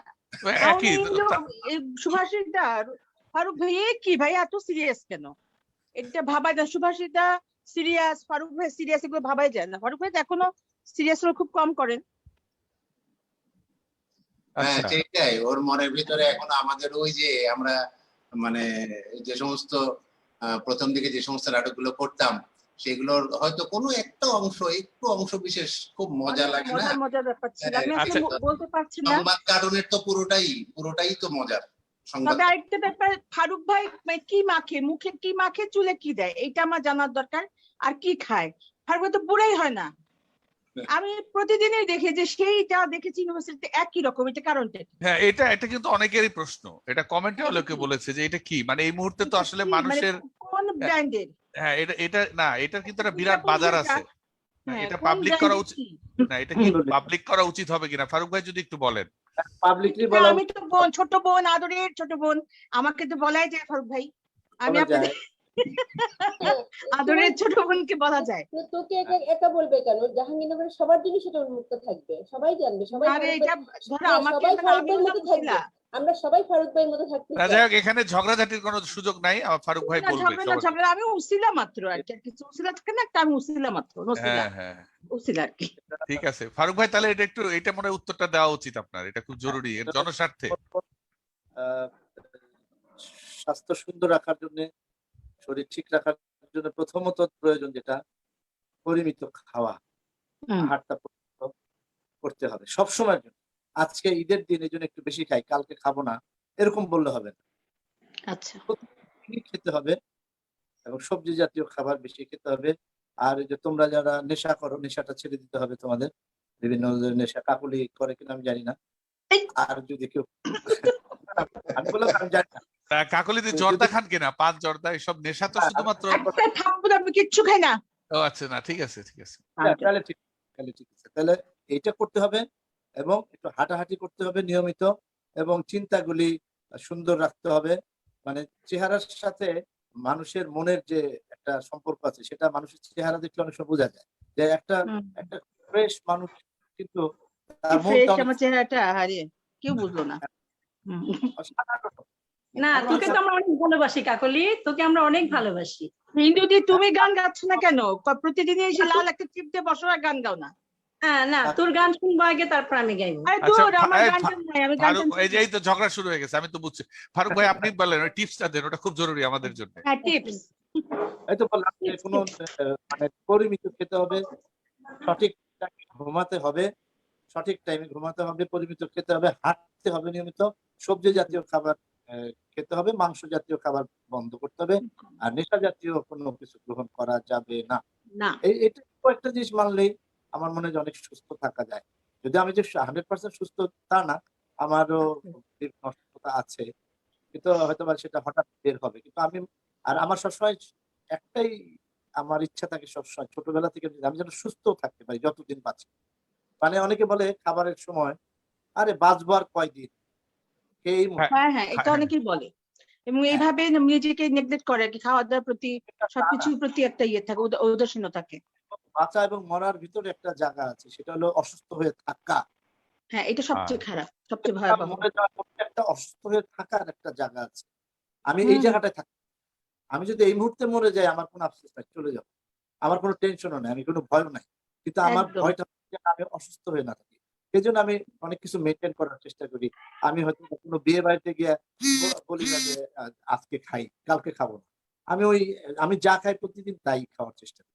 এটা আমার ফ্যামিলিগত ভাবে আমি পেয়েছি। আমার মা এখন 86 ইয়ার্স ওল্ড, উনিও এখনো অনেক সুন্দর অবস্থা। আমি মার থেকে আসলাম, আমি মার কাছে ছিলাম, এই প্রোগ্রামের জন্য চলে আসছি, তাহলে আর একটু থাকতাম। যাই হোক, মাকে দেখে আসলাম, এখনো সুস্থ আছেন, 86 বছর, আব্বা করেছেন। তো যাই হোক, এটা আমার কাছে মনে হয় যে এইটা হলো যোগ। তারপরে আরো অনেক থাকতে পারে, আর অনেক কিছুই থাকতে পারে, কিন্তু এইটা একদম বেসিক, এই কয়েকটা জিনিস মানলেই মনে হয় যে অনেক সুস্থ থাকা যায়। আমার মনে হয় যে আপনি আজকে কোটি টাকার পরামর্শ দিয়েছেন, এবং সবচেয়ে বড় ব্যাপার এখানে যারা ছিল, কাকলিদি কিন্তু এখন এই মুহূর্তে অন্তত আর আপনি অন্য কিছু ভাবতে পারেন নাই, খুব সিরিয়াস হয়ে গিয়েছিলেন আপনি। না, এখন হাই চিল, একদম হাই চিল, এখন আর চিল নাই, হাই চিল। কাকলির ব্যাপারটা, কাকলি কিন্তু যখন আমরা ইউনিভার্সিটিতে ভর্তি, তখন তো ছোট, আমি হাফ প্যান্ট পরে আমরা দেখেছি, তখন ছোট, তখন ওর স্বাস্থ্যটা ভালো হচ্ছে। মানে এটা আবার জিনগত একটা ব্যাপার আছে, ও হয়তো বা খুবই সুস্থ, বাট ওদের জিনগত ভাবে ওরা সবারই একটু স্বাস্থ্য ভালো। এর মানে এই না যে কাকলি নেশা করে, এটা আমার ধারণা করে, বা বাজে জিনিস খায় না, বা ঠিক টাইম মতো ঘুমায়, হাঁটে নিয়মিত, খাবার দাবার ঠিকঠাক মতো করে, তারা সন্ধ্যার ভিতরে 10টার ভিতরে সবই করে, কিন্তু এটা ওদের স্বাস্থ্যটাই এরকম, পারিবারিক ভাবে এরকম। তবে আমি যতটুকু জানি ফারুক ভাই, কাকলিদি যথেষ্ট স্ট্রাগলিং পার্সোনালিটি, তার বহু স্ট্রাগল, তার নিজের হেলথ নিয়েও তাকে স্ট্রাগল করতে হয়েছে অনেক। তো সেই দিক থেকে আমি মনে করি যে কাকলিদি কিন্তু আমাদের অনেকের চেয়ে ভালো আছেন, মাশাআল্লাহ। এটা কিন্তু গেল কোথায় ও? কাকলি কোথায় গেল? আছে। আচ্ছা, খাওয়ার প্রসঙ্গ যখন উঠলো, আমরা এটা ওইটা সেটা, খাওয়া তো একটা মৌলিক বিষয়। আমি কি এখন যেতে পারি? না, আমরা ফারুক ভাই, আমরা 5 মিনিটের মধ্যে শেষ করব, একসাথেই সবাই শেষ করি। না, আচ্ছা, আমি একটা লাইন গাই। হ্যাঁ, সেটা হলো, আমরা যেহেতু এই দুজনকে আমরা পাই না কখনো, অন্তত আমি পাইনি কোনো অনুষ্ঠানে সরাসরি, তো আমি জাস্ট দুটো লাইন গাইবো, তাও আবার সেটি আমাদের শ্রদ্ধেয় সেলিম আলদিন স্যারকে উদ্দেশ্য করে, তার স্মৃতিকে মনে রেখে, এবং ওনারা যেহেতু দুজন আছেন সেই কারণেই গাইতে চাইছি দুটো লাইন। সে চলে গেছে বলে কি দোষ, স্মৃতি তার যায় ভোলা, আজ মনে হলে তার কথা, আজ মনে হলে কথা মরমে মোর দেয় দোলা স্মৃতিকে তার যায় ভোলা সে চলে গেছে বলে কি গো স্মৃতিও তার যায় ভোলা ওই প্রতিটি ধুলি কোনায় আছে তার ছোঁয়া লেগে হেথায় আজও তাহারি আশায় রাখি মোর ঘরের সব দ্বার খোলা রাখি মোর ঘরের সব দ্বার খোলা সে চলে গেছে বলে কি গো। সবাইকে ধন্যবাদ। অনেক চমৎকার, অসাধারণ। কিন্তু অসাধারণ অনেক দিন পর তোমার গান শুনলাম, যুক্ত করে আমার মনে দিয়েছে। হচ্ছে আমি সেই 80-র দশকের শুরুর দিকে চলে গেলাম আমরা। আমাদের এই মুহূর্তটাই আমাদের থেকে যাক। আমি জানি আপনাদের আমাদের অনেকেরই খাবারের সময় পার হয়ে গেছে, আসলে 2 ঘন্টা হয়ে গেছে কখন আমরা বুঝতেই পারি নাই। তো অনুষ্ঠানটা তো থেকে যাবে, এখানেই থেকে যাবে। অনেকে দেখবে, অনেকে আফসোস করবে, অনেকে কথা বলবে, কমেন্ট করবে। তবে আমরা যেহেতু এভরি অল্টারনেটিভ ডেতে আসছি, অর্থাৎ পরশুদিন কিন্তু আবার আসবো এখানে, এবং আমাদের মানে জুমের যে লিঙ্কটা আমরা ব্যবহার করি সেটা ওপেন রাখি এই জন্যই যে যাতে সরাসরি যদি কেউ এসে একটু গল্প করে, কথা বলে, বলতে চায়, তাদের কেউ যেন সংযুক্ত করতে পারি। সেই কারণে এখানে আজকে অনেকেই ছিলেন, একটা কথাও বলেননি কিন্তু এখানে থেকেছেন। রুমি ছিল, নির্মল কুমার ছিলেন, সরোয়ার জাহান, আর আনোয়ার হোসেন, হ্যাঁ অনেকেই, আব্দুর রহমান, তারপরে মাসুদ রানা তো কথাই বলেছেন, মাসুদ রানা বলেননি, রুমান হোসেন, ইদ্রিস মিয়া, আরো অনেকেই। আর আমাদের গুরু উস্তাদ তো ছিলেনই। আজাদও আজকে তেমন কোনো কথা বলেনি, ওরা আসলে কাজ করেছে, কারণ টেকনিক্যালি নয়েজ রিডাকশনের জন্য, বন্ধ করার জন্য অনেক করতে হয়। এরকম একটা ক্রাউডেড সিচুয়েশনকে আমরা যে এত সুন্দর করে ম্যানেজ করেছি, অনুষ্ঠানটা যারা দেখছেন তারা কিন্তু স্পষ্টই দেখতে। হ্যাঁ আনোয়ার। রাজু ভাই, আমি টরন্টো থেকে জয়েন করেছি। আমার এখানে এখন দিনের বেলা, তো আমি আসলে ভুলে গেছিলাম যে আজকে একটা মিটিং আছে। তো মাঝপথে কি কারণে যেন ফোনটা নিয়ে দেখি যে আপনাকে লাইভে দেখা যাচ্ছে, তখন ওই লিঙ্কটা ভুলে গেছিলাম। তারপরে ওই আমাদের আরেক ব্যাচমেট আছে আনোয়ার ফারুক, ওর কাছ থেকে লিঙ্কটা শেয়ার নিয়ে তারপরে আমি জয়েন করছি। হ্যাঁ থ্যাংক ইউ আনোয়ার, মানে ওয়ান্ডারফুল। তা আমরা একটু সবাই, হ্যাঁ আনোয়ার দোস্ত ধন্যবাদ। আচ্ছা থ্যাংক ইউ। বাবুল বলছি, আব্দুর রহমান বাবু। ও থ্যাংক ইউ বাবুল। আচ্ছা আমরা সবাই একটা ছবি তুলি এখান থেকে, একটা স্ক্রিনশট নেই। আমরা সবাই একটু একটা ছবি তুলি, একটা মোটামুটি একটা ভালো রকম হাসি দেই, যাতে একটা সুন্দর ছবি হয় আমাদের। মানে আমরা একটা অট্ট হাসি দেই, ইয়ার মানে মানে যে আমরা মাঝে মাঝে দেই না, একদম রেডি হাসি দেই, ইয়ার মানে 1 2 3 করে একদম রেডি 1 2 3 রেডি হাসি দেই, ইয়ার মানে 1 2 3 করে একদম রেডি 1 2 3 মানে 1 2 3 করে একদম রেডি 1 2 3 মানে যা হয়েছে আর লাগবে না।